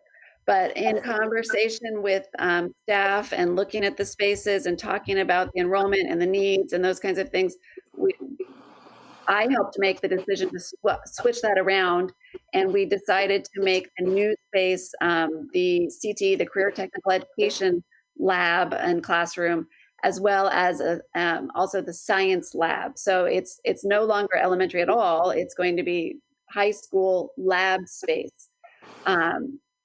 It's a good setup for that, and we felt that it was a good use for that space. The elementary would have been swimming in that space. I mean, it was too much space for that elementary program at the current situation. So we decided to change that. But you're right, it's all papered up because we are trying to save our pennies. And instead of putting in blinds at this point, we've put up some fancy paper. Because there is work underway in there to get that CTE lab set up. So there's equipment and things in there, and we didn't want it, exposed to the public with nobody in there on a regular basis. We thought it could open us up to invite visitors that we don't want to break the glass and go in. So that's where we stand. We had put in new flooring, and again, the work is underway to build the CTE lab piece in there. we're not pushing it because we're not able to go into the centers. And the California Department of Education will have to come in and inspect that space before we can allow students to use it anyways. So we're looking at, the last I talked to my CDE friend about that, is maybe looking for January occupancy if we're allowed to go back. I'm super impressed with the fact that Olive Grove is going into CTE. I think that's really super important. I had done a lot of work and stuff about developing CTE programs and that. So thank you. You might hear my cat in the background. Thank you for the comment, Hank. She's yowling for some reason. Anyways, I apologize. So thank you for that comment. I apologize. I also think CTE is a wonderful experience and program and opportunity for our students, all students. And so I think it's really neat. I'm really excited to see, there's a couple of the centers have some really fabulous CTE spaces, and it's very exciting. And I just can't wait to see young people back in the spaces, using that equipment. Yeah. I have a question. I'm not familiar with the term CTE. Can you? Career Technical Education. Okay, thank you. Yes, and the state of California has put more of an emphasis on career technical education, CTE, in the past number of years. They've implemented the possibility to have it meet certain graduation requirements. And it's really a wonderful program that allows students to have more of a hands-on experience.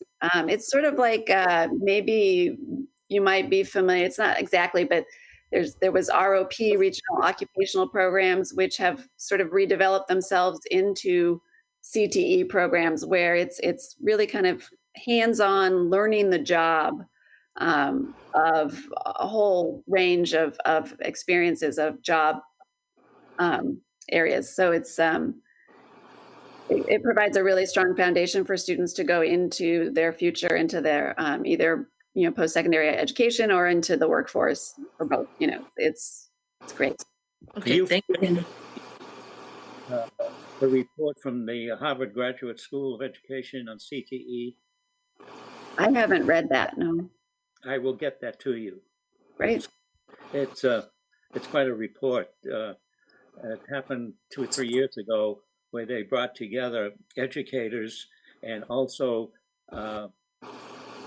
business executives from all over the country together to put this document thing.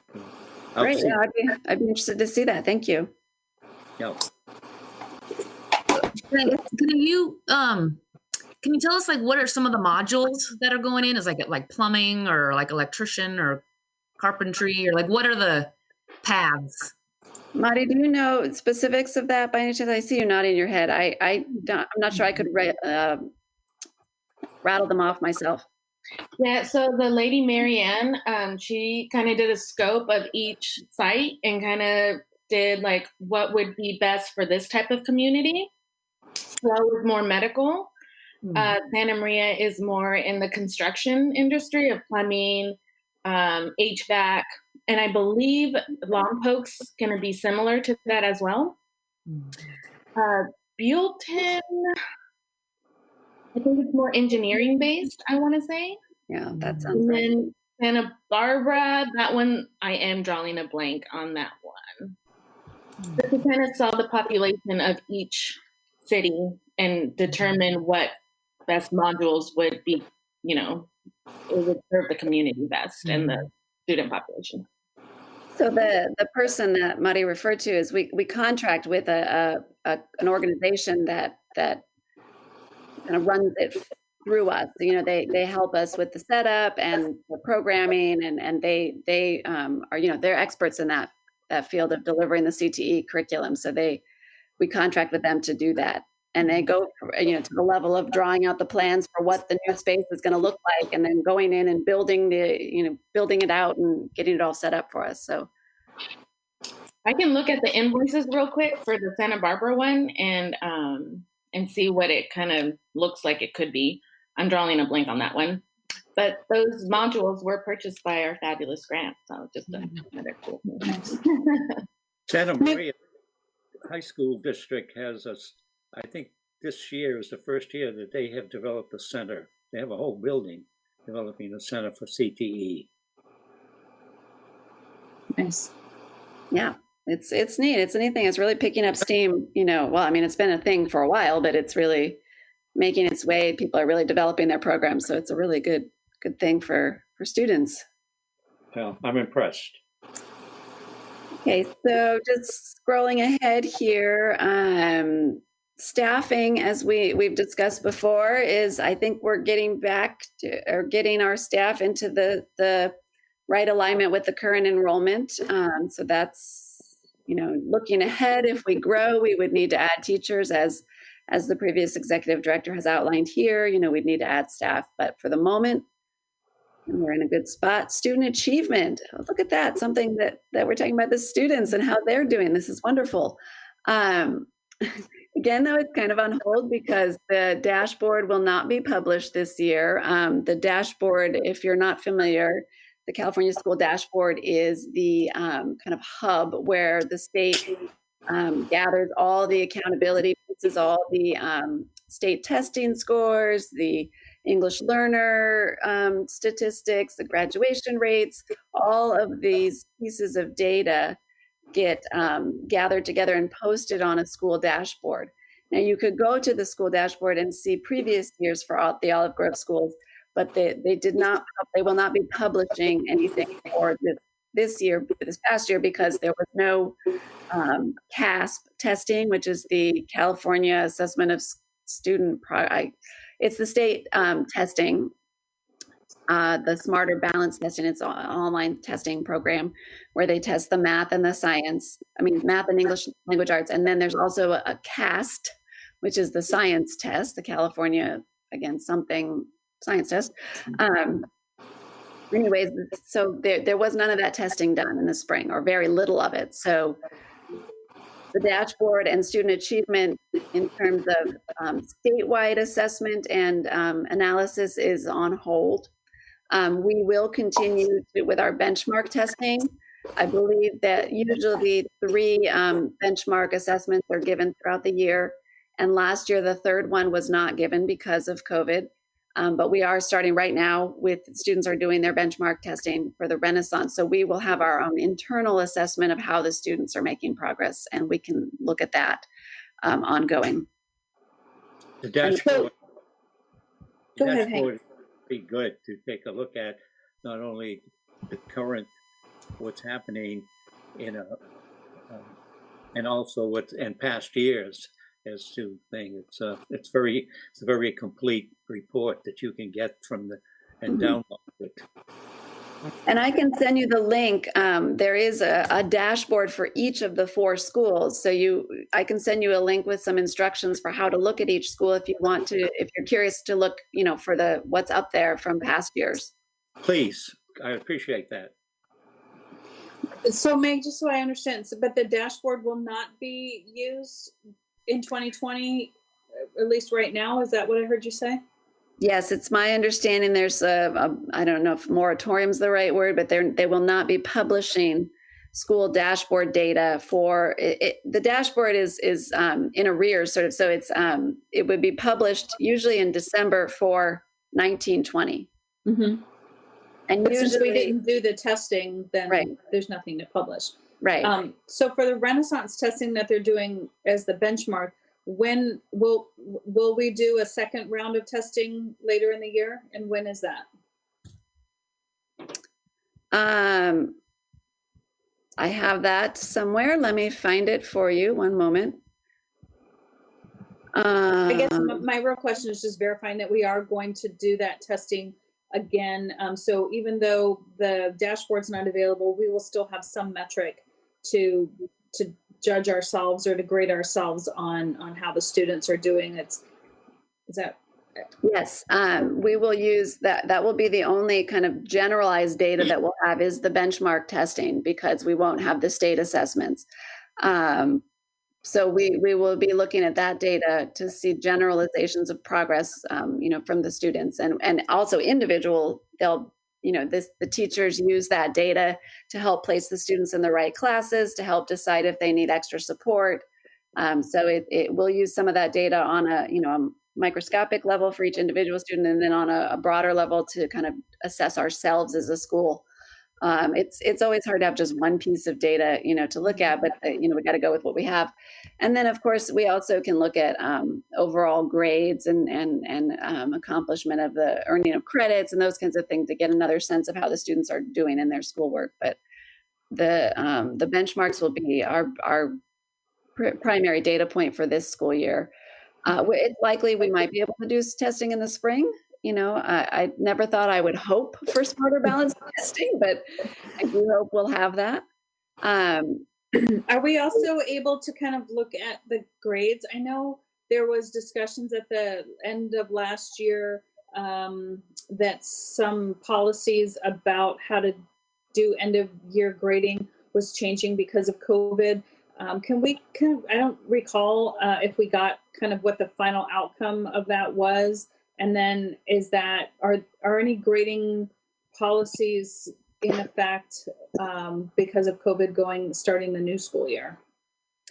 I'd have to look back so I can give you see what I do recall, I think seeing something on one of the last later board agendas about from 1920, something about the grading policy. And then there's also statewide conversation about grading from the spring. Most schools did not give grades, final grades at least on a transcript or a pass fail. Yeah, I think they did more pass fail, many schools. And I do, like I said, I think there was a grading policy on one of the board agendas from late in the school year last year. But I can tell you that that's not in effect for Olive Grove for this school year. We are back to business as usual in terms of expectations for completion of work, the assessments, the benchmark assessments. Our academic probation policy was also, I gather, somewhat suspended for the spring. It's back in full force. So the grades are in force. So we're not, we haven't, nothing from in that regard is carried over into this school year. Okay. But I did find the benchmark, just to answer your question, the benchmarks, we're in benchmark 1 now, and those will be completed in the next week or two. And then benchmark 2 is in end of January, beginning of February. And then the third benchmark is in sort of April to May, late April to early May, or more towards the end of the school year. So so we will have those 3 benchmarks going on. We're talking, it's interesting to talk about the students are doing those at home, whereas usually they would do them with their teacher in the center. So the teachers are starting to have conversations about what those scores are looking like. Are they, accurate reflections? Because there is obviously more room for input at home if they're not supervised by the teacher. But there are also safeguards in there, like it times out if they're spending too long, which means they can't go Google every single question and get the answers, because it'll time them out. So, right. Okay. So, thank you for that. That helps. Did you want me to look up that grading policy from the spring, or are you content to know that we're not moving forward with it? I don't, I probably should look if it had an expiration date at least to make sure if we have to rescind it. I'm curious to know how many students it impacted, or that grades were maybe adjusted in alignment with that policy, and how the kids did during the first, during the COVID at the end of the year. What is the data showing to how they responded? How did they do without coming into the center? Kind of going back to some of the other topics about, should we look at going completely online? Now that we're, completely online in this new COVID world, it gives us an opportunity to look at the things that we do where kids do go into the center.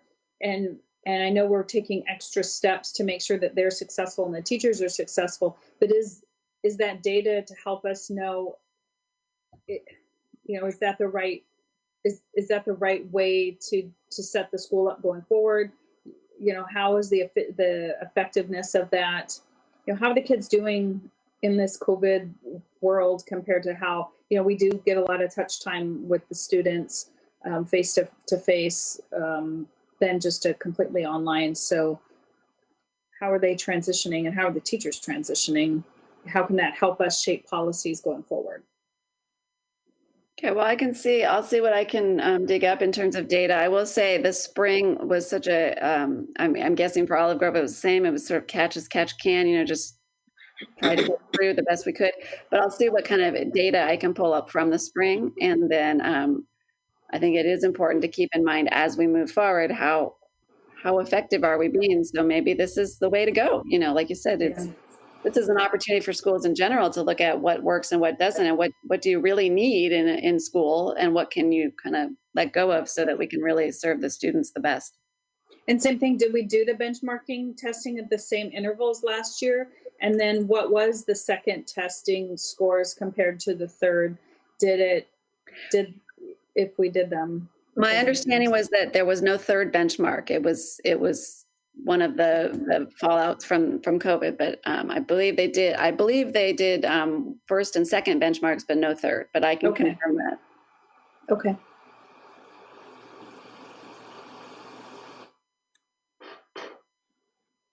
I'll confirm that if there was or not the third benchmark. Thank you.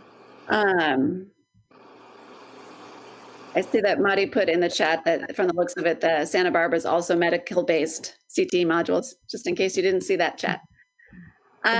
Okay, so let me find go back to the vision planning a little bit, other things to keep in mind. Here were some of the board actions that the previous executive director, I gather, was probably suggesting.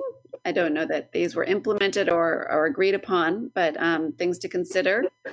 Annually self-evaluating. She's mentioned that that's required by a board policy, so that would be something to look at in the policies and see if that's something the board wants to carry on with, self-evaluation. Just on that note, in my experience with boards, I've experienced as a board member and as an employee interacting, going to the board meetings and things like that. One board, the board I was on, we did do a self-evaluation, and we actually used some of that. We did our retreat like this in February for whatever reason, and we would do our self-evaluation in like December, January, and then come to the February retreat and discuss that evaluation results. The other board where I worked, there was no self-evaluation. I mean, they'd never, they didn't do anything formal. So it's sort of up to you to decide how you want to do that. Annual goals provided by the board to the ED, and an annual evaluation. Evaluation, speaking for myself, evaluation for me is very important, and I want to make sure we get a process in place if there is not one, so that we, have a method for evaluating my performance. That feedback will be very important to me. The board is responsible to review all documents and request additional information when necessary. I think that's, again, kind of just part of being an active board member, which I've experienced so far. All of you are. Questions or concerns, request information from the ED or district office staff so that we can address those. Again, we can talk about this in the context of some of your policies and just board interaction. I'd like to put in a plug for no surprises. If you have a concern, let me know. If you hear something, let me know, and we can keep each other. I like to keep the lines of communication open. Meg, do you want to talk about what do you have a preferred method for your annual evaluation, or how do you want to plan that out? Do you want to do that one-on-one, or do you want to talk about it with the board now and kind of? I don't really have a preferred method. Typically, my cat's talking. She has a method. She has an opinion. It's something that I thought about right at the beginning, and to be honest, I haven't thought much about it since. Yeah. What I did last year was solicited feedback from all the board members and then put it in writing, and then I sat down with the executive director one-on-one, and we had that dialogue. This is recommending that the whole board sit down with you, and kind of each, I'm guessing each provide that. So I think we're indifferent either way. So it's, I have found personally that you can have more candid, open conversation with maybe a smaller audience, but if the preferred method is to do the evaluation with the entire board, I'm totally open with that. My immediate reaction would be that I think with the size of this board, it's large enough now with the 5 members that would be probably. I'd be open to it, but I don't think it. I think it, like you said, it could be more productive to have a one-on-one based on information solicited from the entirety of the board. Mm-hmm. That probably would be my preference. I also think it's maybe a better use of the board's time. If you do you can have a conversation in a closed session, where you're talking to each other about input for my evaluation, perhaps, and I'm there or I'm not there. It's your choice. And then to produce a document that, like you said, maybe you or I or some other representative, other board member sits down with me, maybe 2 of you, whatever you prefer, and we go through it. And I can't remember if you've already told me this, is there a form or a document? There were some. I wasn't thrilled with them. So, and we kind of, Candy and I and the board kind of went back and forth on some different models. So I just made it simple and kind of, this is what's working, this is what's not working, these are some suggestions, right? So we just kind of formatted it into a Word document. I think it would be good to maybe come up with a form. It might be good to have that on the agenda in the March timeframe for the board to have a closed session to get all, to talk about the evaluation, and then to make sure that whether it's you or I or the entire board, and you sit down probably in the April, early May timeframe, per your contract. I think May, the date in there is May. And it's kind of, if you don't get anything from us in writing or a conversation before May, then no news is good news. But of course, we would prefer to have the discussion, especially as a new ED and a relatively new board, just to set expectations and make sure that we're calibrated. So I would recommend that maybe we have that board discussion in the March timeframe, and then we could follow up, gather everything, give us time to do the evaluation, the discussion with you in the April, May timeframe. And I'll just throw this out there too, and I'm not exactly sure how you might foresee this working or not, but would you consider gathering staff input or family, parents? I'm open to all of that. I think that's important. I think we also might consider a 360 for you to do, maybe with Candy or something. I don't know if you're familiar with that concept. I am, but I must say I'm not exactly sure how that works in practice. I don't really know what that looks like.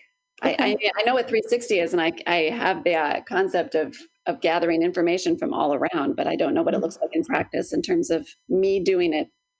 Yeah, what tool would we use? All that kind of stuff. I suspect one of our partner companies probably have a tool, but I think I can see where that's going to be really helpful for you, especially this being your first year and so many changes, and it'll be a nice way for folks to provide feedback. So we can talk about that. I think that's a good conversation for us to try to figure out how to do, and again, plan it probably in the spring timeframe, give folks a couple of months, but not too long that we can't make any course corrections or address any concerns right.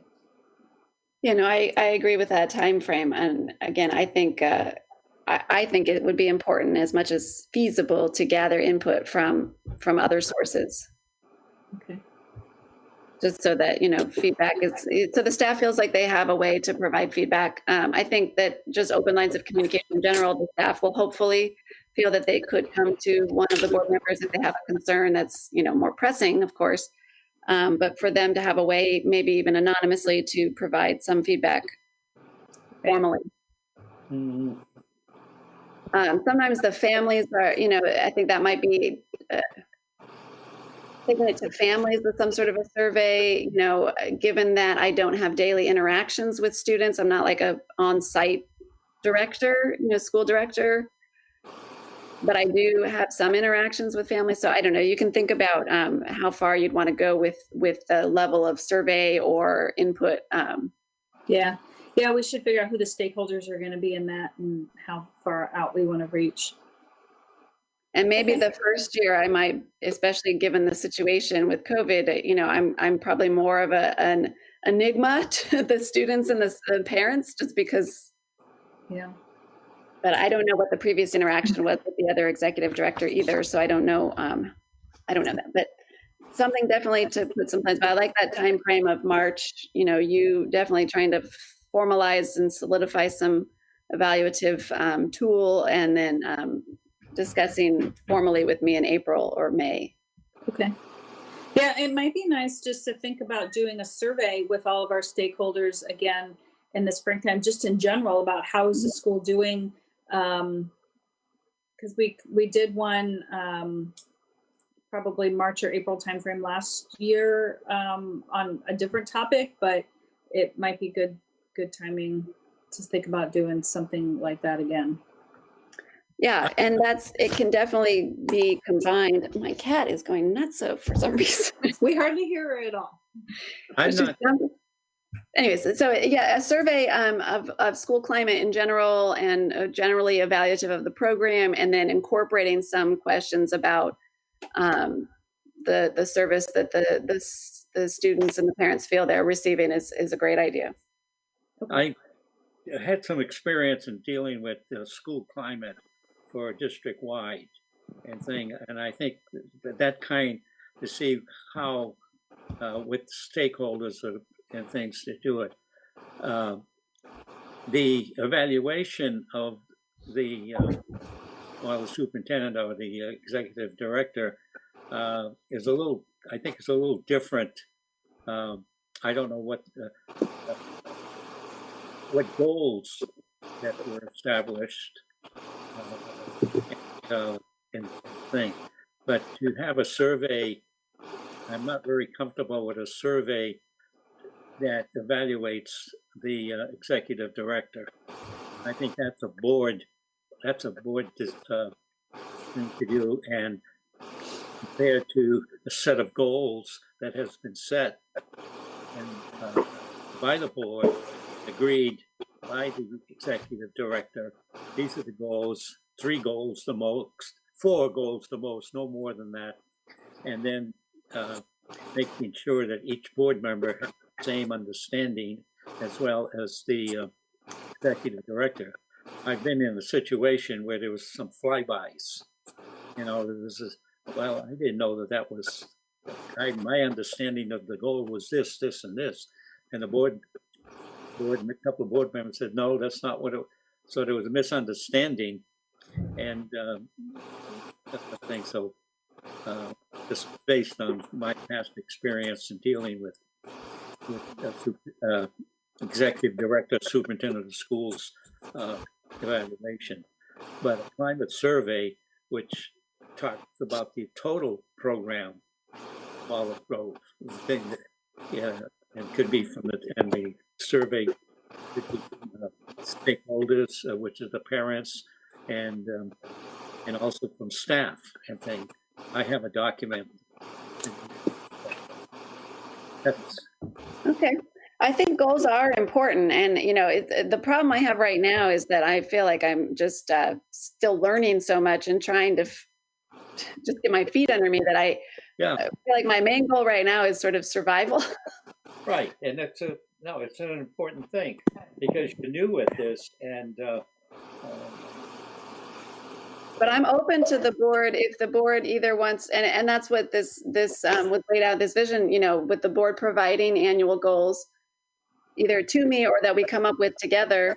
Maybe that's something we do immediately, maybe in September or December, we talk about some goals, or maybe, my immediate feeling right now is maybe we wait for goals for next year. But I also don't know that that's entirely appropriate. I probably shouldn't say that out loud. I know what you mean, though. I mean, it's a very unusual time. So I think that's where you're coming from. Yeah. And the goals could be such that, the goal is to get the budget under control. The goal is to, ensure the transition from COVID learning back to the centers, if that occurs, those could be the goals, those kinds of things. That's kind of what I was thinking too, right? A balanced budget, keep grades stable, and then transitioning COVID back to the classroom environment, and then something, those are kind of the three that came to mind for me. So I think it's a good idea maybe to put that on the agenda for December and give the board some time, and we can make sure that we've got those established for you.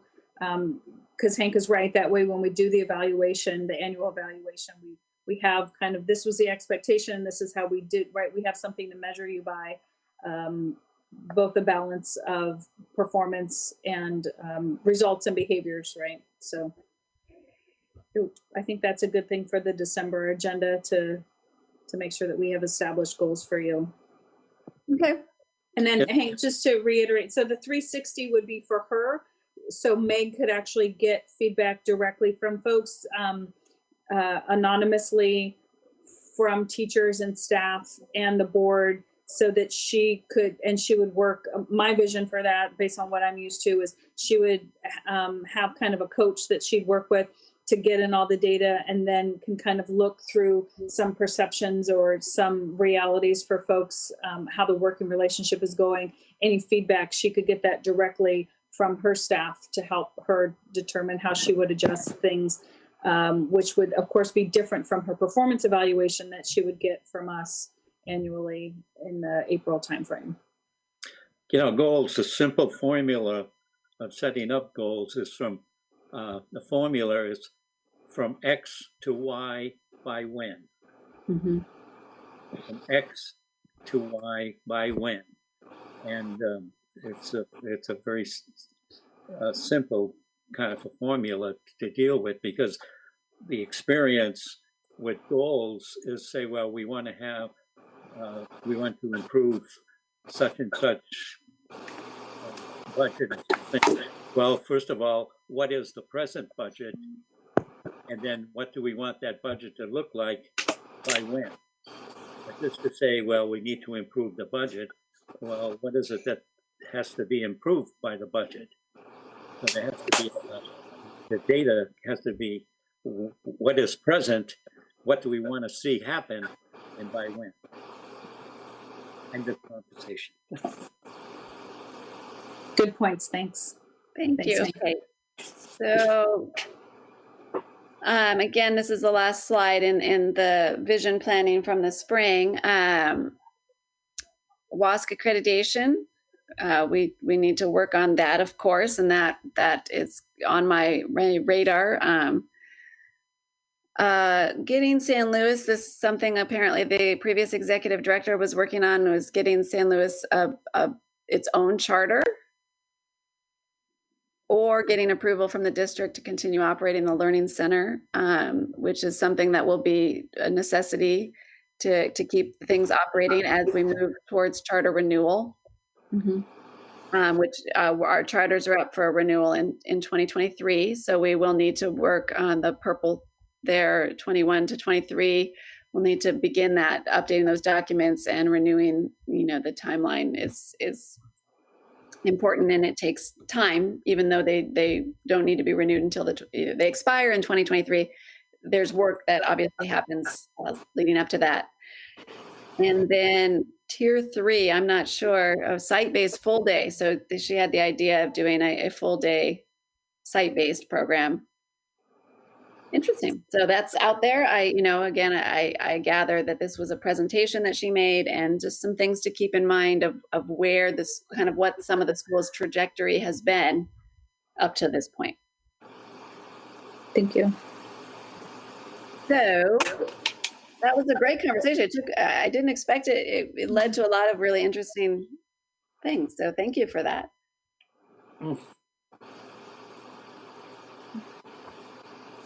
So that's for me for strategic planning. Again, this was meant to give you sort of an idea of where the school had been headed, and things are a little bit on hold with COVID, and then budget and enrollment. But we will look ahead and do some strategic planning as things return to more of a sense of normalcy, or reach a new sense of normalcy, whatever that looks like in the coming months. Just before we move on, just wanted to check with the board. Anybody else have any thoughts about the strategic plan or any of that dialogue? Was there anything we didn't talk about that you did expect to be part of the strategic plan?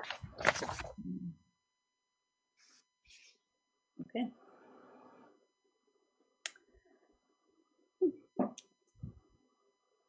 So you want to head into, do you need a break, or you want to head with we have a couple action items? And Yeah, I think we're getting close to the end. I guess my only question is, that was the discussion of the strategic plan. I feel like there's some ideas out there. Are we comfortable with it kind of being this thought process, and we're in this, COVID transition world? Do we need to set a goal to document something realistic, once we come out of COVID in the spring or next fall, or are we, do we have a further action to firm it up at all? What is the board's thoughts?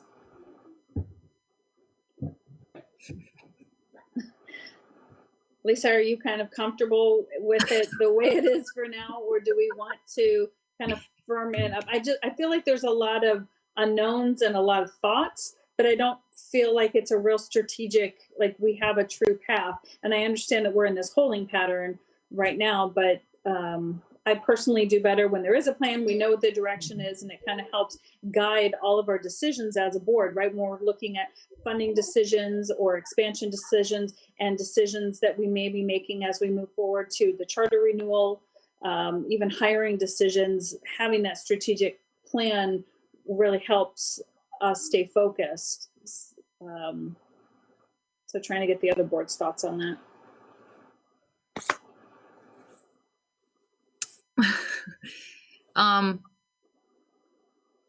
I just think that even before the COVID thing happened, I think we need to focus on what we know we do well, right? We've been doing the same thing, this modified visit with your teacher face-to-face, do your work at home kind of thing. And it seems like we do it pretty well. And then the COVID thing came, and I just think for me, I don't want to look too far down until we figure out how to get back to normal, Yeah. That's all. Yeah. I kind of feel the same way, that I'd like to better understand how are the students doing. Mm-hmm. I'd really like to have more of an emphasis to try to bring the board up to speed on how are the students really doing in classes. Are we helping, how are they improving as they go through the school year? Who is our base of students?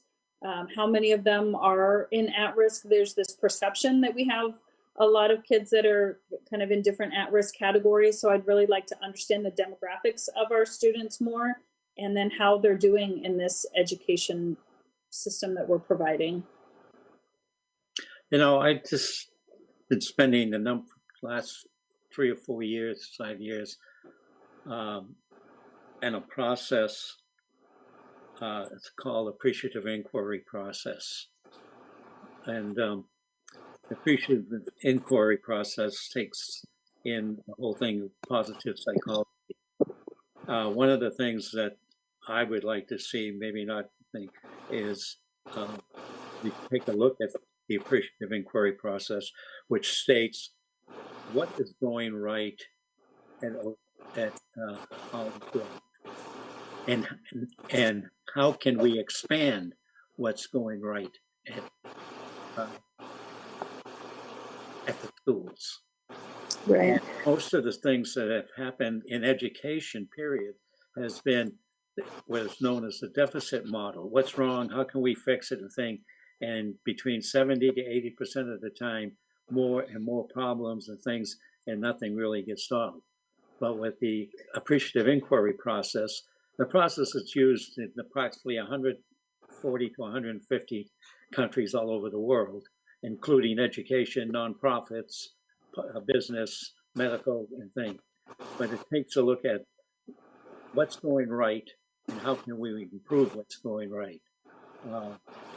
There's a thing that says, if we focus on the strengths of Olive Grove, and that will take care of any of the deficits that takes place. It's a long process. It's something we just start to think about how things are going, and just take a look at what's going right. And then, I helped some school districts, 2 school districts in Iowa and 2 in Seattle area, and it's made some major improvement by taking a look at the whole looking at the appreciative inquiry process and doing something we might want to think about as we start to build the goals and the direction for the system and thing and that. And maybe down the line, this coming spring or early next year, we can talk some more in depth about doing it. Stuff. I think that's a really good point. Yeah, thanks, Hank. I think you're right with the timing too. It kind of gives Meg a chance to get her feet underneath her a little bit as the school, gets established, and kind of we are a bit in that survival mode. So I really like that approach. Yeah. Sorry. And I would just chime in too that I think that kind of the sense that I've gotten from conversations with staff and different individuals is that it had, the school is at a kind of a point where, it's been around more or less for 5 years in its current incantation. And there's been a lot of change and growth and, movement forward and expansion and a lot of energy put towards that I get the sense from speaking again to certain individuals that maybe taking a breath and looking, like you said, Hank, at what's working well and how can we expand on that. And so in a way, this forced enrollment cap is probably, it's kind of a welcome, there's obviously it has negative side effects as well, but there is some welcome aspects that we can kind of take okay, this is where we are, and let's really work to understand what our expectations are, understand what our processes are, what do they, really get a firm grasp on how everything ideally will work, and then move forward from there. So I think that all works nicely into this conversation. Perfect, thank you. And I love trying to find, the positive in this world situation that we're in, right? It's okay, well, how do we take advantage of this quote, situation or opportunity of COVID? And I think you're right. Just, it does let us hit the pause button a little bit on growth and some of those things and really get to know our school. Where are we right now? So what does make sense in the next phase or this next strategic direction of growth? Thank you. Okay. So you want to move into the bylaws? I think so. I think the next is getting into the action agenda and approval of the revised bylaws, the red line version that we went through with Meg and that she did provide us in that board packet. So I make the motion to approve the revised bylaws of Olive Grove Charter School. Is there a second? Second. Thanks, Hank. Any discussion? Okay, if Summer is still with us. I'm here. Thank you. Will you take us through a roll call vote? Absolutely. Deb Willems, Yes. Parisa Brown, Yes. Hank Alina, Hank, Yes. Jackie Height, Yes. Lisa Morales. Yes. All right, motion passes 5-0. Thank you. So the next action agenda item is the election of the officers of the Olive Grove Charter School Corporation. So for president, that would be Meg. Do we have a vice president? Well, according to the bylaws that we just approved, we do. Okay. Do we have a candidate for vice president? Is that So I can show you the bylaws again, just the ones that we just approved, just so you can see what's involved. So vice president is right here. Hopefully you're seeing this. In the event the president is absent or disabled, probably should be disabled, or in the event of his or her inability or refusal to act, the vice president shall perform all the duties of the president, and when so acting shall have all the powers of and be subject to all the restrictions on the president. The vice president shall have the other powers and perform such other duties as may be prescribed by law, by the articles of incorporation, or by these bylaws, or as prescribed by the board. okay? So given the fact that I, as president, would not have much of a role in the board meetings, I would think that this would, well, I guess it says you take over all my duties. Right. But that would just be in the capacity of president of the corporation.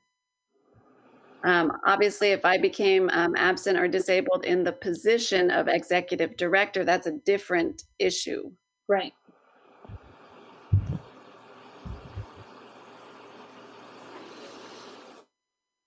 Okay, so do we have any, like, who would make sense to go into that vice president role of the corporation? Well, it would be so it would be one of the board members, I would think, that might be willing to fill that role. I don't think there's much activity involved in that role, unless it's more. It seems to me more of a sort of a title. Right. It's kind of a backup, right? Just in case you win the lottery or something and move on in life. Well, does it make sense for it to be the chair, or is there another board member? I tend to think we would want, again, it's kind of a worst case scenario type of role. It presumably could be the same person that fills the role of the chairperson of the board. Yes. I think would make sense. I think that makes perfect sense. Or would somebody like to nominate somebody?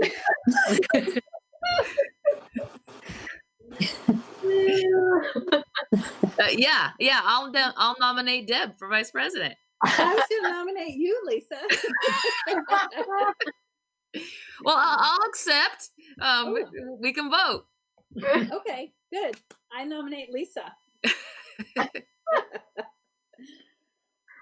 So do we want to get the whole slate and then just do one vote? Or do we want to do them one at a time? Because I think we've got, Meg is presumably the president, Lisa for vice president, Summer for secretary, and Madi for treasurer. It's typically what I would have expected. Does anybody have any questions or thoughts on that slate?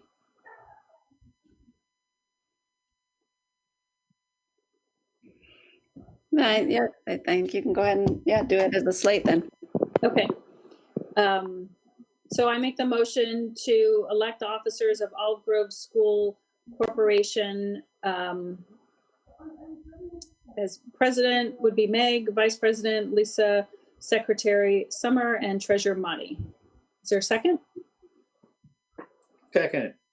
Thanks, Hank. Okay. All right, Summer, do your magic. All right. Deb, do we have? Oh, yes. With you as chair, does that have to be voted on? It is, but it's a separate line item. So we'll do that next, I guess. Okay, thank you. Unless, Deb Willems, yes. Parisa Brown, Yes. Hank Galena, Yes. Jackie Height, Yes. Lisa Morales. Yes. All right, motion passes. Yay. Thank you, Madi and Summer, especially for continuing to volunteer for this. We really couldn't do it without you and all the behind the scenes work that you and all of the staff put in, all the work that you guys do to help get these meetings set up and executed and documented after the fact. And Victor, who always calls in. And I know there's a whole back office of folks who make this happen, especially with all the technology that we've had to use over the last couple months. So, I mean, I really can't thank you enough. I echo that sentiment. Okay, so the next action item agenda is election of the chairperson for Olive Grove Charter School Board of Directors. Is there a nomination of somebody? No, Lisa, don't you want to give it a go? Yeah, no, I'll nominate Deb. Okay. Is there a second? Second. Darn. I mean, thanks, Hank.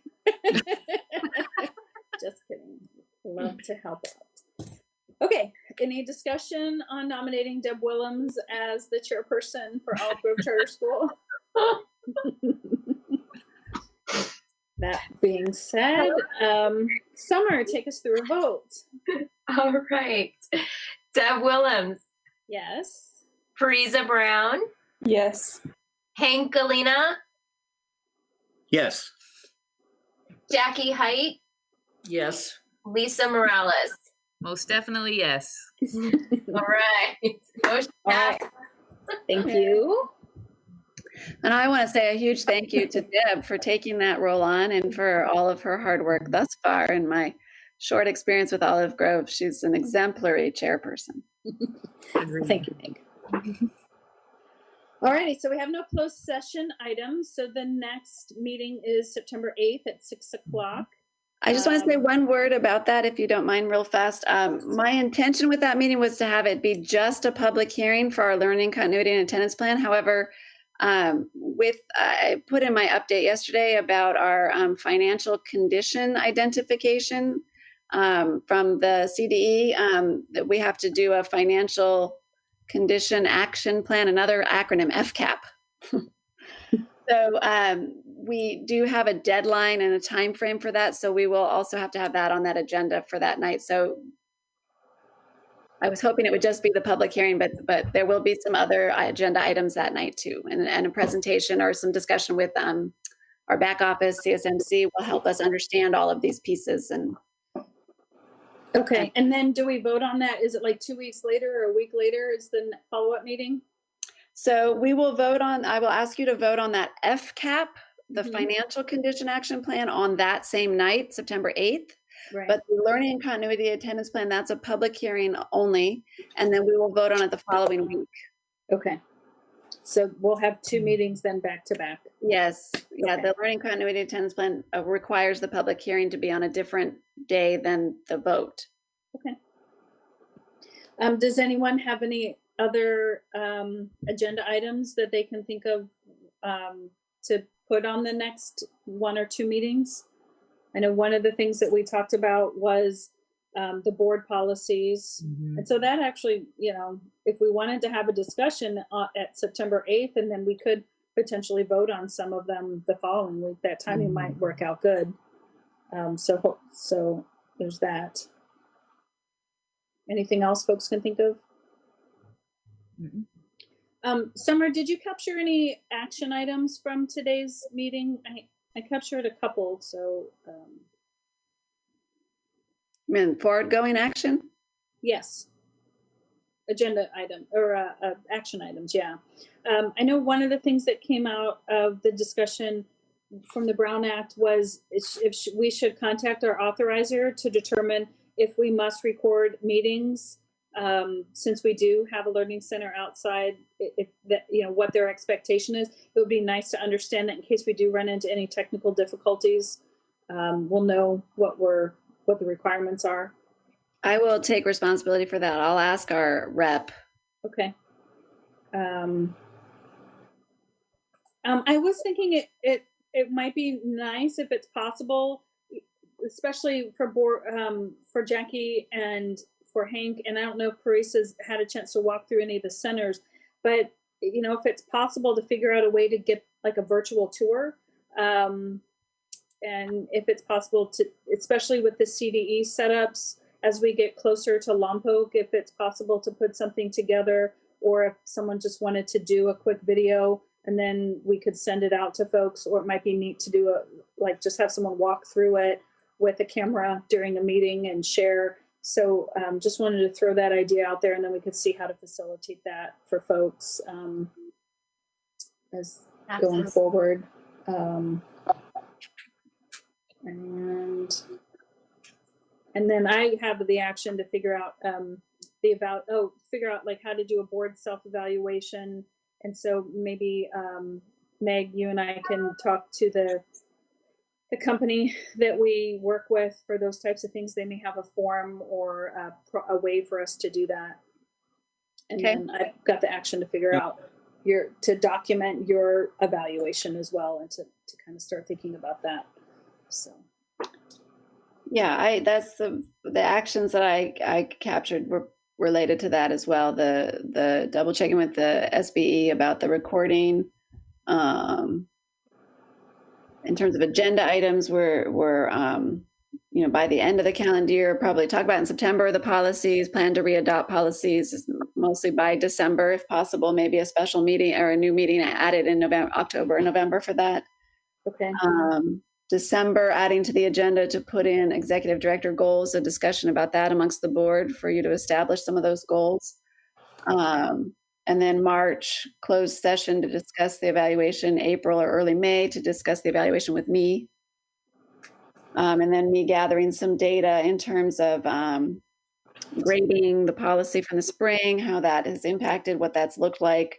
How, if we have any data that we can gather for the student progress in the spring, if there was a third benchmark done or not, generally how the students did in the spring. A spring climate survey, school climate survey. Mm-hmm. That's what I have in my notes. Strategic planning. I made a few notes about that, focusing on what we do well. The appreciative inquiry process is something that I'll start to look into. Did I miss anything? I have a lot of notes, so if I did. Okay. Yeah, I just wanted to make sure we captured any follow-up things and along the lines of the climate survey or surveying stakeholders, the learning continuity and attendance plan does require stakeholder engagement. So I will be engaging stakeholders at all levels to provide some input on that plan, including you. So at some point in the next week or two, you will probably see a link to a survey or something in that fashion from me, asking for some input on this plan. I mentioned before, this plan is a requirement in place of the LCAP. Mm-hmm. And a lot of it is going to be sort of perfunctory for us, that because we still fall under independent study, we're not distance learning, even though we've gone virtual. Most schools that were site-based are now classified as distance learning, and this plan has to address how they're going to handle distance learning, which is not something that we really have to do because we still fall under non-classroom based independent studies. So anyways, we will see something coming from me to solicit some of your input on that plan so that it can be final. I can have a final draft that will be posted 72 hours in advance of the public hearing for community stakeholders to come and provide input one last time at that public hearing before we adopt it, hopefully the next week. There was a notice that something that came in yesterday from the governor. The Santa County virus count is dropping. Yes. We're now, for elementary students, schools can submit a waiver to the county to go to in-person teaching. I don't know if you're aware of that, but that came in yesterday.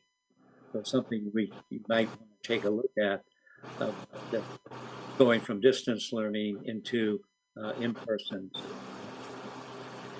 Yes, I've been kind of monitoring that too, and I'm not sure that we will apply for that waiver, given our setup as it is, but it's something I will take to the staff and see if that's something they would like to switch to, or if we want to keep things the way they are for the time being.